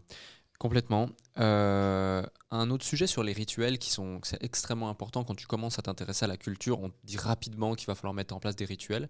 Et souvent, ces rituels, ils sont faits pour permettre d'exprimer ou en tout cas de faire vivre aux collaborateurs concrètement les valeurs de l'entreprise.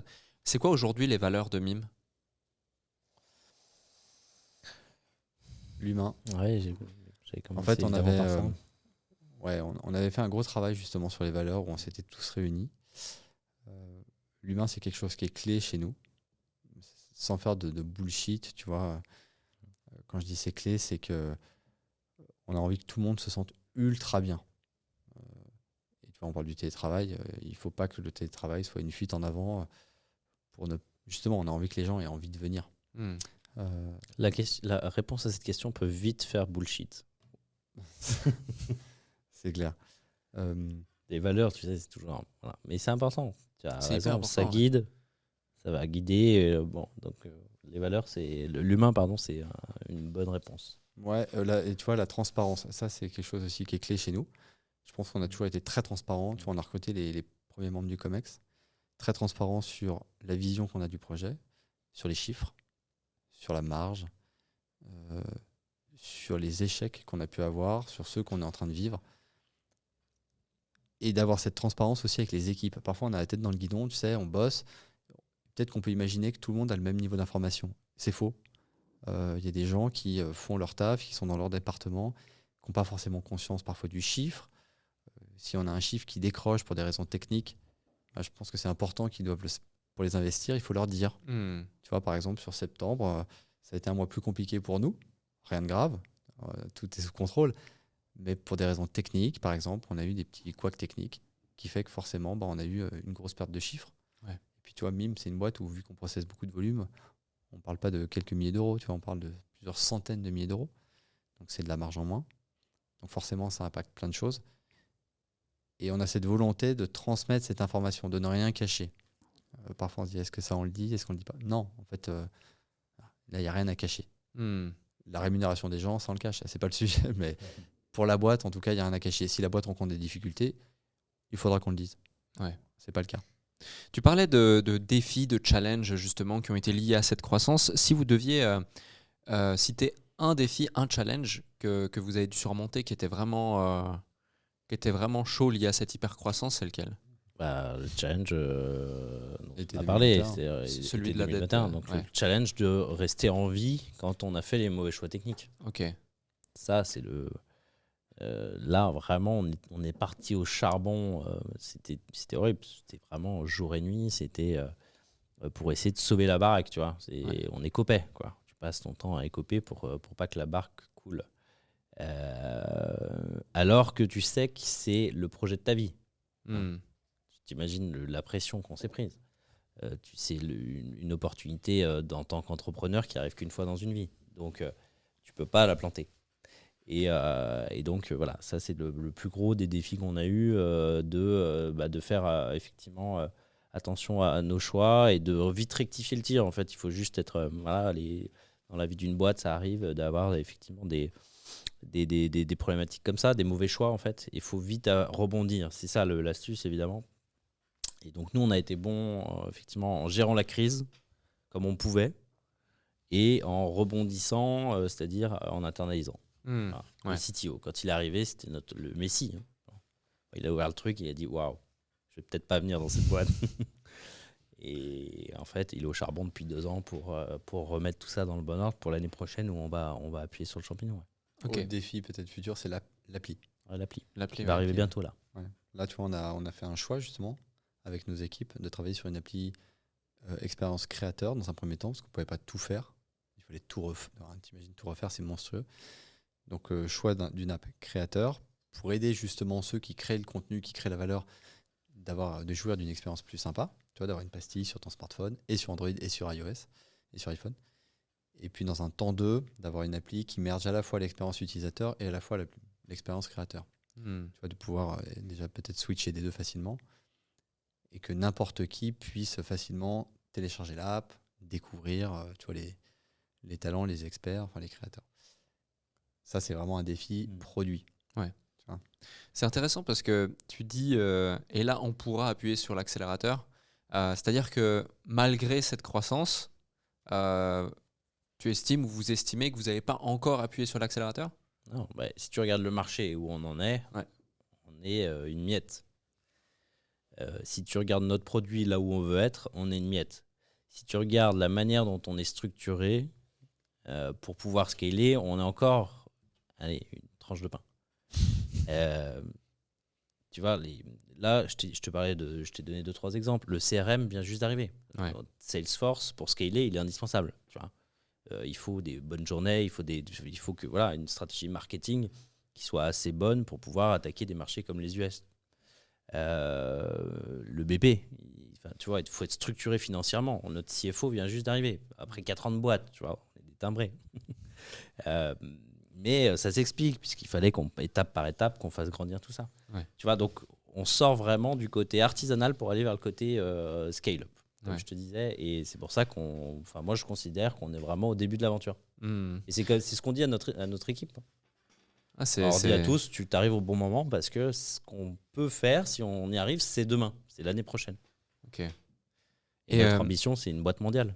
Notre Ouais. ambition, on veut faire quelque chose d'énorme de Mime. En tout cas, on sait qu'on a tout ce qu'il faut pour.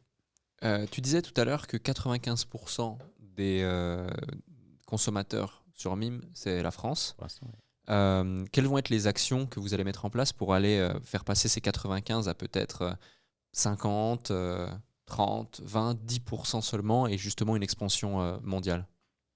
À l'acquise. Là, on teste pas mal de choses avec l'équipe grosse. Donc, on fait pas mal de tests en LATAM, en Allemagne, au UK, tu vois, par exemple, sur les verticales du coaching, sur les verticales justement un peu d'astro. Donc là, on se peine un peu intelligemment. Tu vois, on a une équipe qui commence à faire pas mal de tests, comprendre les coûts d'AC, le churn sur ses utilisateurs, les taux de certification de ses créateurs. On investit sur différentes plateformes, sur Google, sur YouTube, sur Meta, sur Snap, enfin un peu partout.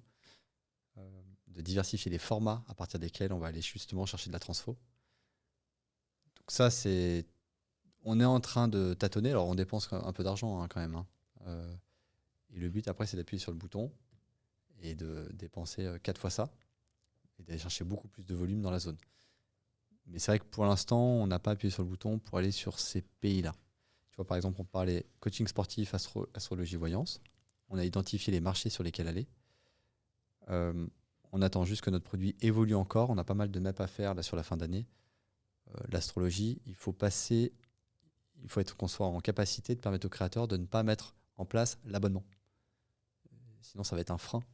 L'utilisateur ne va pas s'abonner au préalable pour derrière ensuite commander une guidance à 80 €. Donc ça, c'est vraiment côté produit, ça doit évoluer. Le live, c'est quelque chose qui va évoluer parce qu'on est en train de refondre complètement le live. On est très frustré parce qu'on aurait aimé que cette fonctionnalité soit plus opérationnelle, permette de faire du one-to-one. On a dû faire des choix. Si tu veux faire de l'astrologie, il faut aussi que tu aies une techno de live one-to-one. Ouais. Donc on attend avant de communiquer massivement que le produit nous permette de le faire. Enfin, c'est vraiment, pour le coup, c'est tout bête. Et comme disait Gaspard, on a un backlog, tu vois, qui est monstrueux. On a une roadmap sur les 36 mois, enfin, tu vois, à venir. On est ultra frustré parce que là, on a l'impression que limite depuis 1 an, on n'a pas pu mettre en ligne beaucoup de choses qui sont prévues depuis très longtemps. Mais parce que voilà, on avait aussi une set des techniques, qu'on a envie de faire les choses bien, tu vois, d'avoir un code propre. Alors, aujourd'hui, on doit faire un mix entre j'ai un code propre pour mieux préparer l'avenir, et d'un autre côté, il faut qu'on ait aussi des quick wins pour sortir plus rapidement des features qui apportent de la valeur aux créateurs et aux utilisateurs. Et là, on n'a jamais aussi peu lancé de nouveautés depuis autant de temps. Ouais. Et du côté boîte, pour Mime, c'est plus rentable de faire de l'acquisition d'utilisateurs ou de créateurs? J'imagine que c'est une question que vous vous êtes posée dans cette stratégie de croissance, parce qu'on pourrait se dire, peut-être que pour un CPA de 30 centimes, imaginons, tu chopes un créateur et sur un volume de 1000, un utilisateur, pardon, et sur un volume de 1000 utilisateurs, il va être rentable à hauteur de temps. Donc, il y a un intérêt réel, notamment multiplié par le côté discovery. Ou alors, pour 3 €, tu vas choper un créateur qui va ramener théoriquement ses utilisateurs et donc, et autres. Ça peut être, c'est la première des réflexions, moi aussi étant dans l'acquisition, que je me dis, ok, c'est stratégie acquisition client ou acquisition créateur? Mais les deux. J'allais dire les deux. En fait, les équipes font les deux là. D'accord. Tu vois, on teste. Il y a des bonnes perfs sur de la stratégie utilisateur, où on voit qu'on arrive dans certains pays avec certaines typologies de créateurs à faire de la conversion à des prix qui sont acceptables. Mais c'est vrai qu'à court terme, on pourrait penser que, vu qu'on n'a pas de discover vraiment poussé à date, la strat serait de faire que de l'acquise sur les créateurs qui embarquent leur communauté derrière. Mais on a laissé l'équipe travailler, faire ses tests, et il s'avère qu'on a quand même des bonnes perfs sur des utilisateurs qu'on va chercher nous-mêmes. Okay. Donc ça fonctionne, ça. Ouais. Et ça fonctionnera encore mieux quand on pourra faire du cross-sell, quand il y aura un vrai discover. Viens découvrir, il y a des talents, il y a des experts, il y a des créateurs. On t'a fait venir sur la plateforme et... Ouais. Et après, j'allais te dire, là, un dernier truc qu'on a fait vraiment de manière internationale, c'est que notre premier sales vient juste d'arriver. Ça fait 4 ans, on n'avait pas un sales dans la boîte. Ah, c'était que du market, quoi. C'était que de la file. Vente directe. Que des ambassadeurs. Ouais. On est des débiles aussi, mais c'est pas grave. Et donc là, on commence à voir effectivement les fruits de ça, tu vois. Et quand tu attaques de nouveaux marchés, pour répondre à ta question, une équipe sales, elle est très importante pour aller chercher des créateurs, notamment des gros qui vont drainer les petits aussi, etc. Sur des nouveaux marchés, c'est des bonnes strates. Complètement. Et ce qui est super intéressant dans cette notion d'aller chercher pas que des créateurs, mais aussi des utilisateurs, c'est que Mime ne se positionne plus comme une plateforme qui permet de diffuser son contenu et de le monétiser, mais aussi comme un partenaire de croissance pour le créateur. parce que le but du créateur, c'est donc de donner accès à un contenu exclusif à sa communauté, mais finalement, c'est lui qui doit amener sa communauté à lui faire générer du chiffre d'affaires. Or, quand vous êtes dans cette réflexion de trouver un système où vous pouvez faire de l'acquise de consommateurs de contenu pour vos créateurs, bah, vous êtes vraiment un partenaire, parce que c'est vous qui Complètement. dépensez justement Ouais. cette acquisition. C'est vrai. Et ça doit se valoriser pour les créateurs. T'as raison. Mais c'est peut-être aussi demain peut-être des promesses qu'on sera capable de leur apporter. Ouais. Aujourd'hui, on va pas le faire parce qu'on tâtonne, parce qu'il n'y a pas de discover, d'algo encore trop Mhm. élaboré. On en a. Mais demain, on adorerait pouvoir communiquer là-dessus en leur garantissant une audience payante, tu vois, à minima. Ouais. On travaille là-dessus, il y a Ouais. plein de choses qui vont sortir là-dessus, ça va être énorme. Encore une fois, l'objectif, c'est de pouvoir dire, d'avoir en promesse, tu as juste besoin d'un talent. C'est le minimum. Mais tu as juste besoin d'un talent pour gagner ta vie chez nous. Mhm. C'est énorme. Aujourd'hui, c'est talent et communauté. Ouais. Non, demain, c'est juste talent et nous, on a la communauté en face. Et après, l'idée aussi, on avait réfléchi, tu sais, par exemple, là, c'est de la vision, mais sur des outils qui permettent aux créateurs de sponsoriser eux-mêmes leur profil ou leur contenu. Mhm. Tu vois, avec classique, c'est-à-dire se sponsoriser, émerger au milieu de tous ces contenus. Maintenant, c'est à leur discrétion d'investir ce qu'ils veulent, etc. Tu vois, Ouais. et d'en observer les perfs.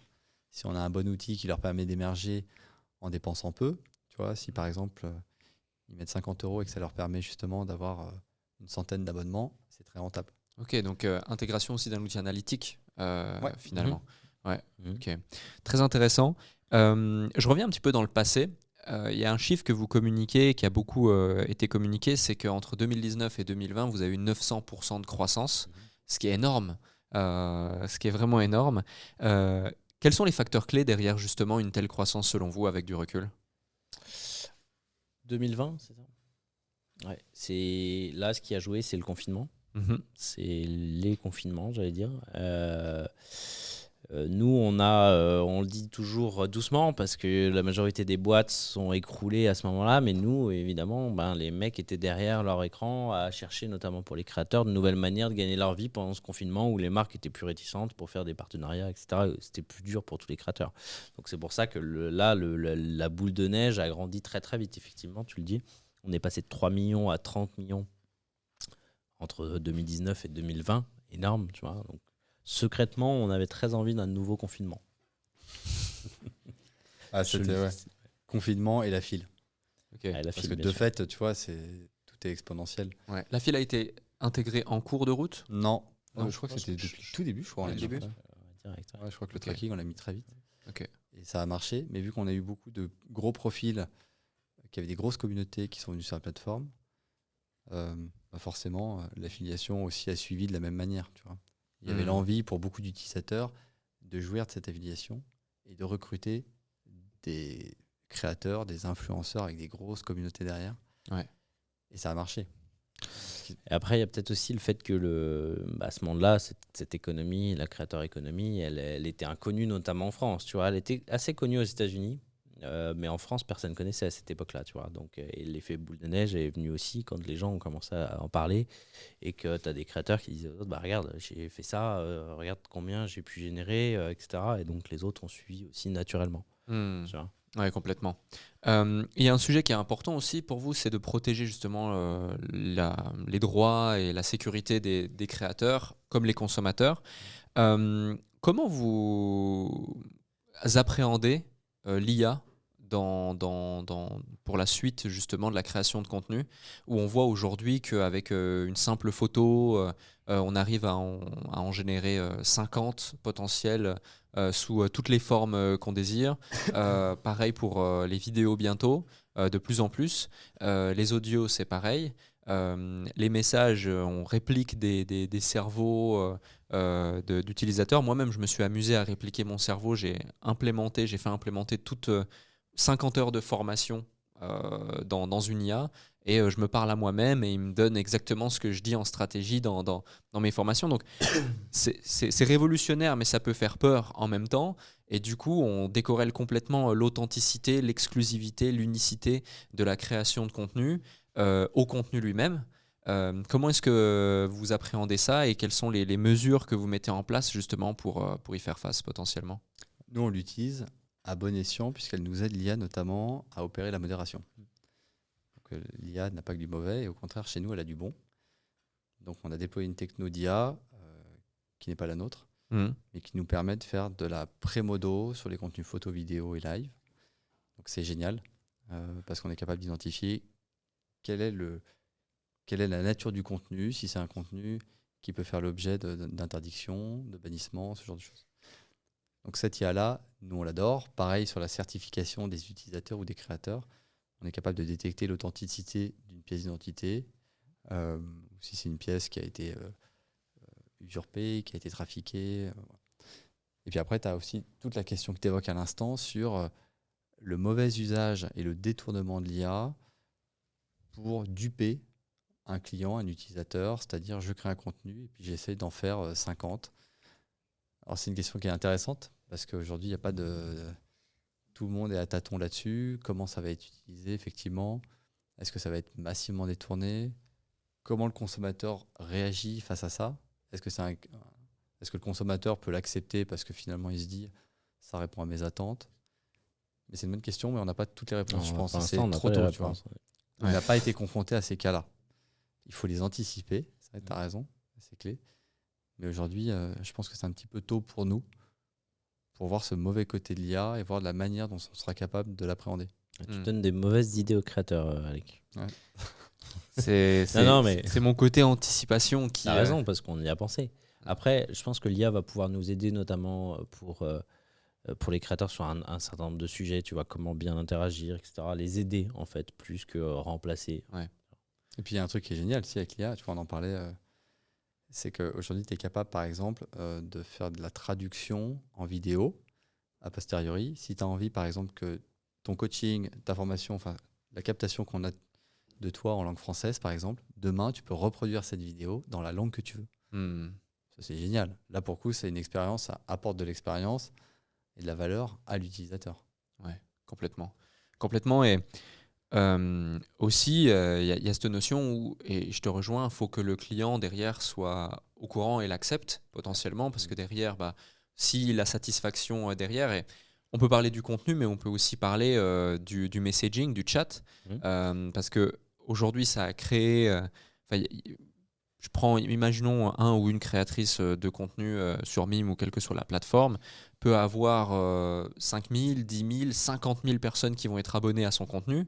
C'est énorme. Comment tu fais pour répondre à autant de messages d'affilée à toi tout seul ou à toi toute seule? Ça peut être quand même assez compliqué. Donc j'imagine que certains créateurs de contenu ont des équipes aujourd'hui qui les aident, qui les accompagnent, peut-être à chatter avec eux ou à leur place ou à monitorer ou à gérer tout ça.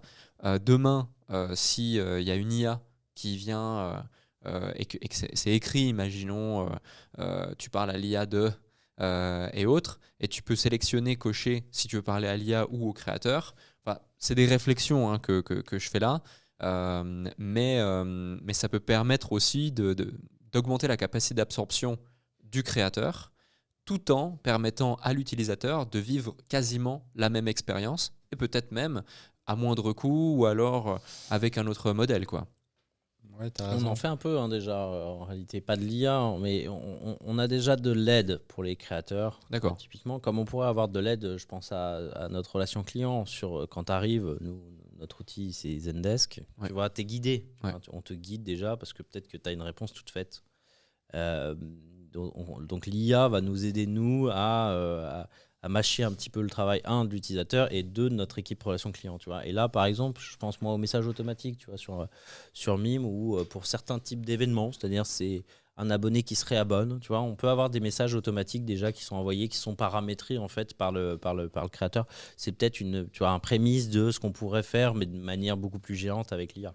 Ouais, le message automatique, ça ne dupe pas du tout l'utilisateur. Ouais. L'utilisateur comprend potentiellement que c'est un message soit de bienvenue, soit de remerciement pour la confiance renouvelée parce que le créateur a accepté d'être réabonné, l'utilisateur de se réabonner le mois d'après. Après, c'est un problème de riche que tu évoquais, c'est-à-dire d'être submergé d'abonnés Ouais. et de ne pas pouvoir être en capacité de gérer le flux. Ça, on rêverait que tous nos créateurs aient ce problème-là. Certains, certainement, l'ont, ce problème. Donc, ça demande plus de travail, mais il faut voir aussi les revenus qu'il y a en face.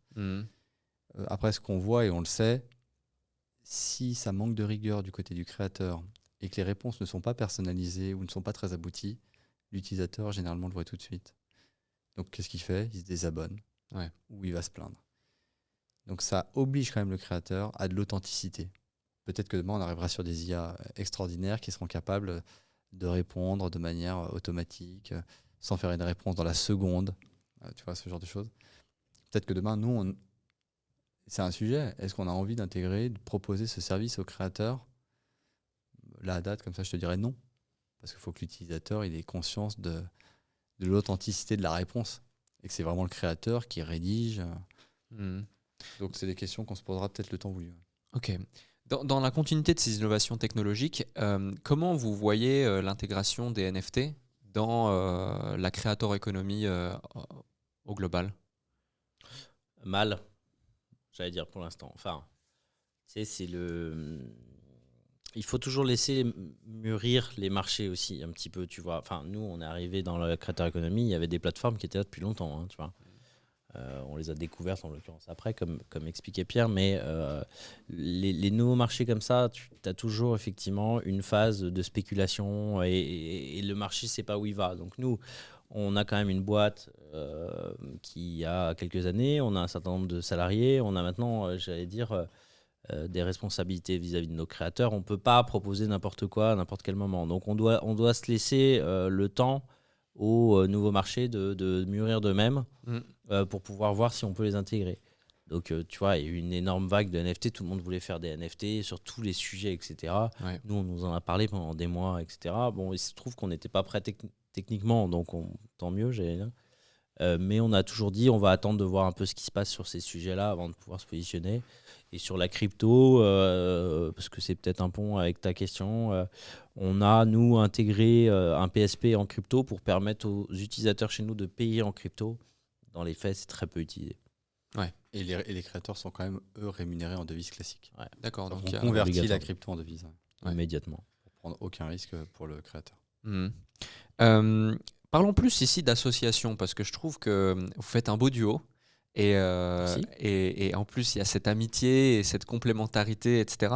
Comment votre amitié, de longue date, du coup, elle a influencé la dynamique de la croissance de Mime et puis même la dynamique de leadership au niveau des équipes, au niveau des C-level, au niveau des heads, vous en parliez, pour devenir la boîte qu'elle est aujourd'hui ? Alors, nous, l'histoire, c'est que nos parents se connaissaient et on a été amis comme ça. Tu vois, on a été élevés chacun chez nos parents dans un petit patelin à côté de Saint-Étienne. Donc, j'ai des souvenirs. On est partis faire du ski, je crois, ensemble, quelques fois. Tu vois, nos familles se mixaient. Donc, ça fait depuis longtemps qu'on se connaît. Et après, il n'y a pas de leadership. Il n'y a personne qui a voulu se mettre au-dessus de l'autre. Tu vois, on en avait parlé tout à l'heure. Donc, spontanément, on s'est dit, de toute façon, pour que ça marche, il faut que ça soit comme ça. Et puis, parce que c'est nos personnalités qui sont comme ça. Il n'y en a pas un qui a besoin de plus de reconnaissance que l'autre ou qui a besoin d'exister plus que l'autre. Ça, c'est clé, parce que je pense que s'il y avait un petit écart entre nous deux là-dessus, forcément, ça ne collerait pas. Et nous, je pense que ça colle très bien. On est très complémentaires, clairement. On a confiance, je pense, en l'autre, dans la manière de s'investir, de bosser. Et puis après, il y a une autre question qui est pas mal, c'est la manière dont ça peut être perçu aussi dans la boîte.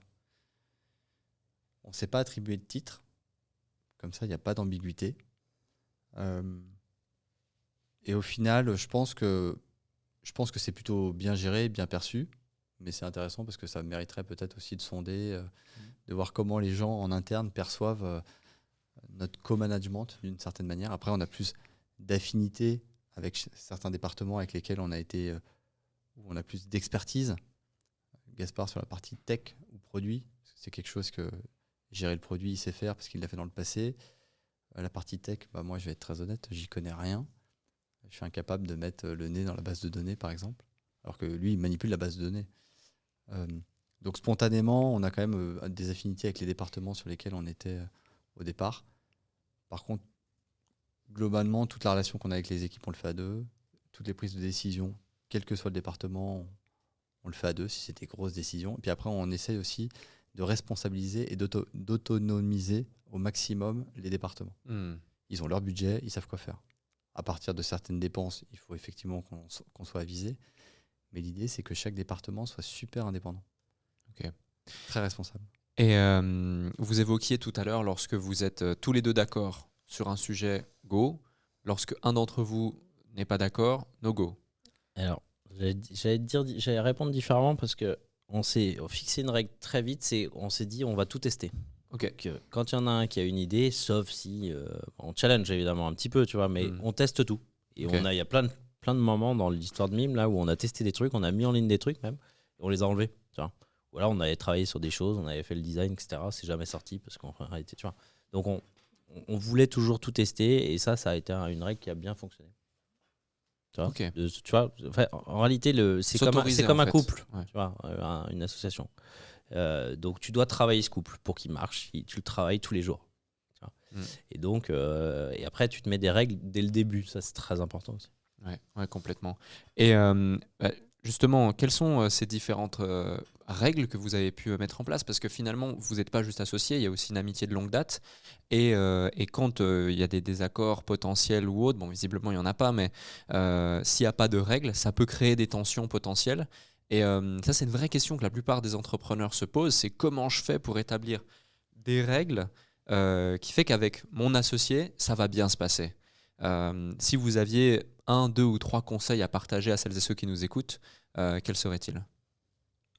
Alors, c'est vrai qu'on a tout testé, on teste.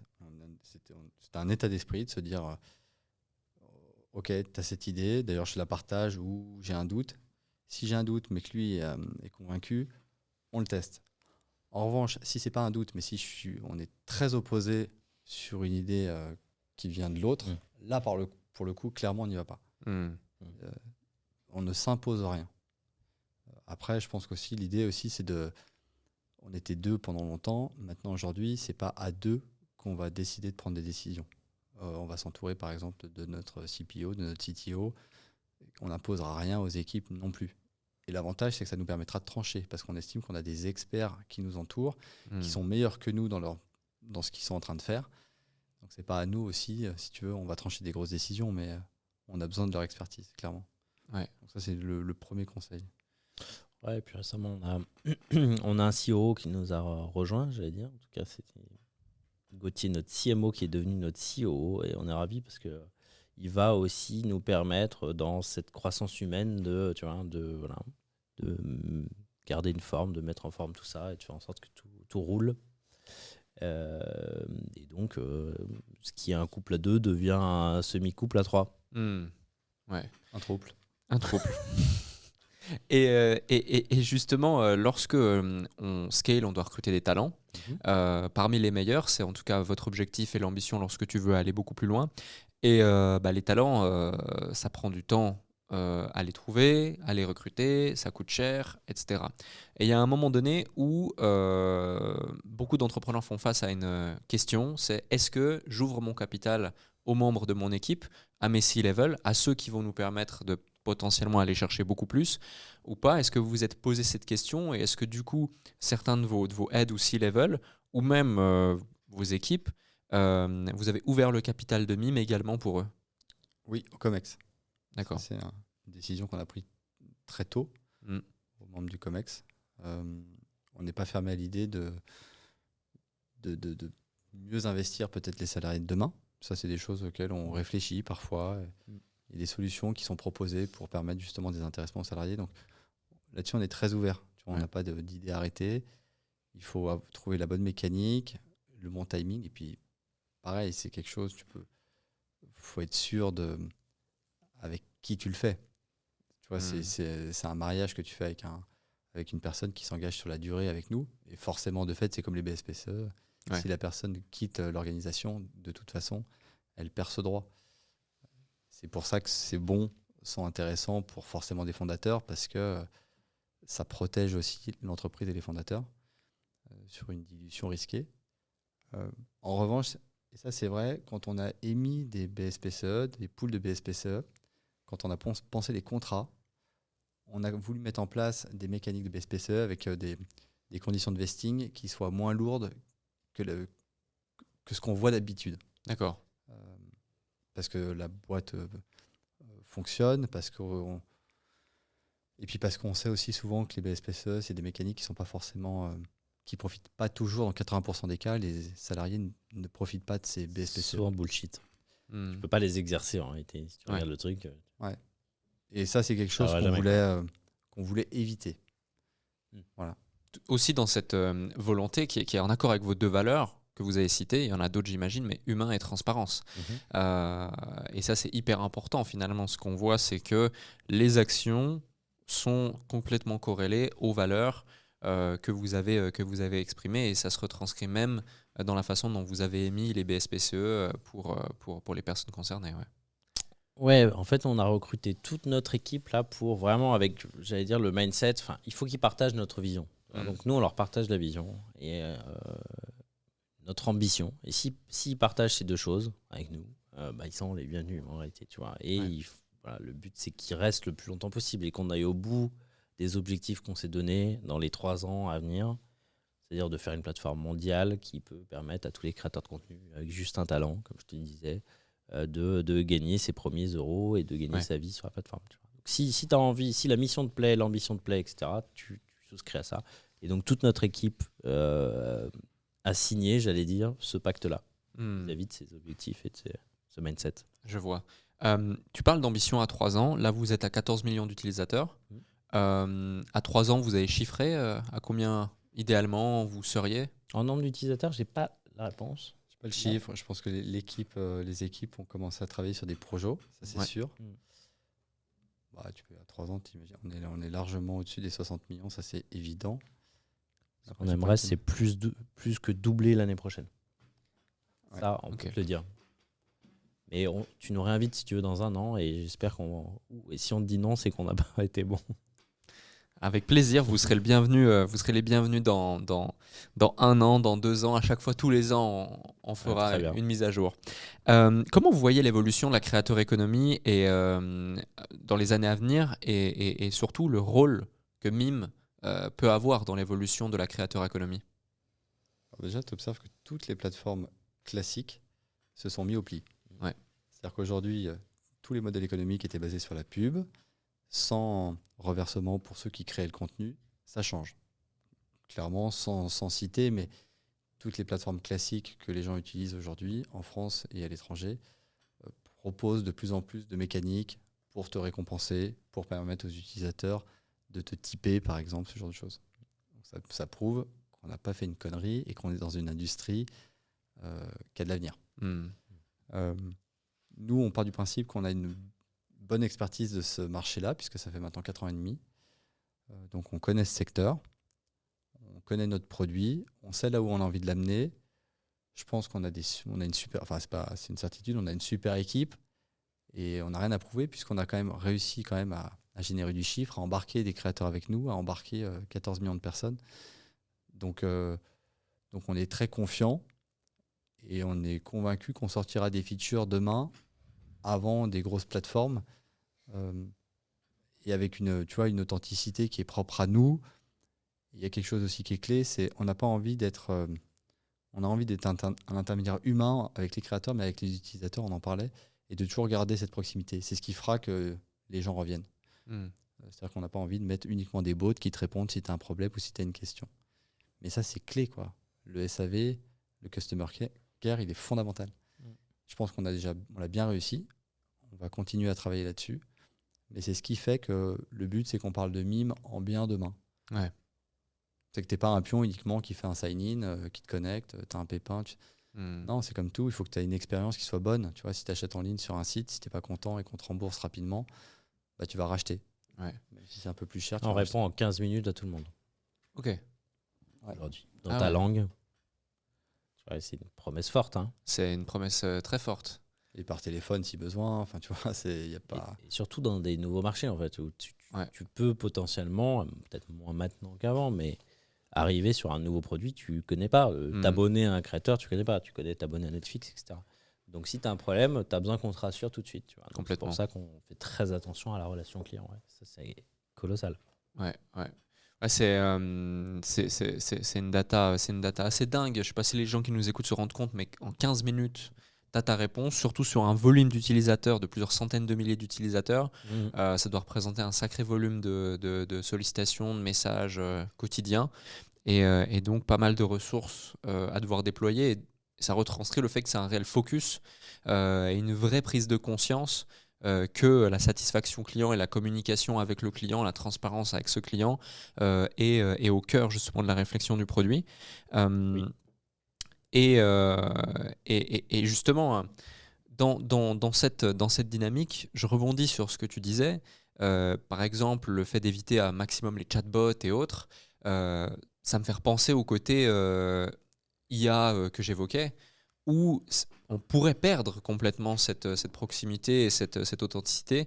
Et du coup, autant vous avez mis en place des mécanismes de contrôle pour vérifier les créateurs, des mécanismes de contrôle pour protéger les utilisateurs avec du KYC, avec la reconnaissance faciale, etc. Et autant sur les contenus en tant que tels, il y aura des mécanismes de contrôle qui peuvent être mis en place et déployés pour justement garantir et pérenniser au maximum, sécuriser au maximum cette authenticité, ce lien, cette transparence entre le créateur et ce que le client consomme, quoi. Ouais, je pense que ça fera partie de notre responsabilité demain. Ouais. On sera attendu là-dessus. Il y aura certainement des technos de détection qui permettront justement de ressortir les contenus qui font l'objet d'une IA. Je pense que ça existe déjà. Ouais. Donc ouais, on aura cette responsabilité clairement. Complètement. Je pense que ça sera aussi un des enjeux des prochaines années. Tu évoquais justement tout à l'heure le fait que vous échangiez aussi avec le gouvernement sur cette responsabilité que vous avez par rapport au contenu qui est propulsé sur la plateforme par les créateurs.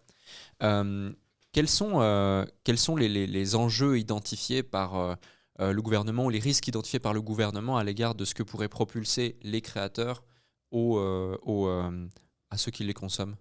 C'est pas trop sur ce sujet-là en l'occurrence. D'accord. C'est pas le sujet chaud, j'allais dire, au niveau du gouvernement. Eux, leur sujet, c'est d'une manière globale de protéger les mineurs sur Internet. D'accord. Alors, ils s'attaquent effectivement au fait que les plateformes, les réseaux sociaux, pour les ados, etc., ça peut être effectivement catastrophique sur plein de sujets.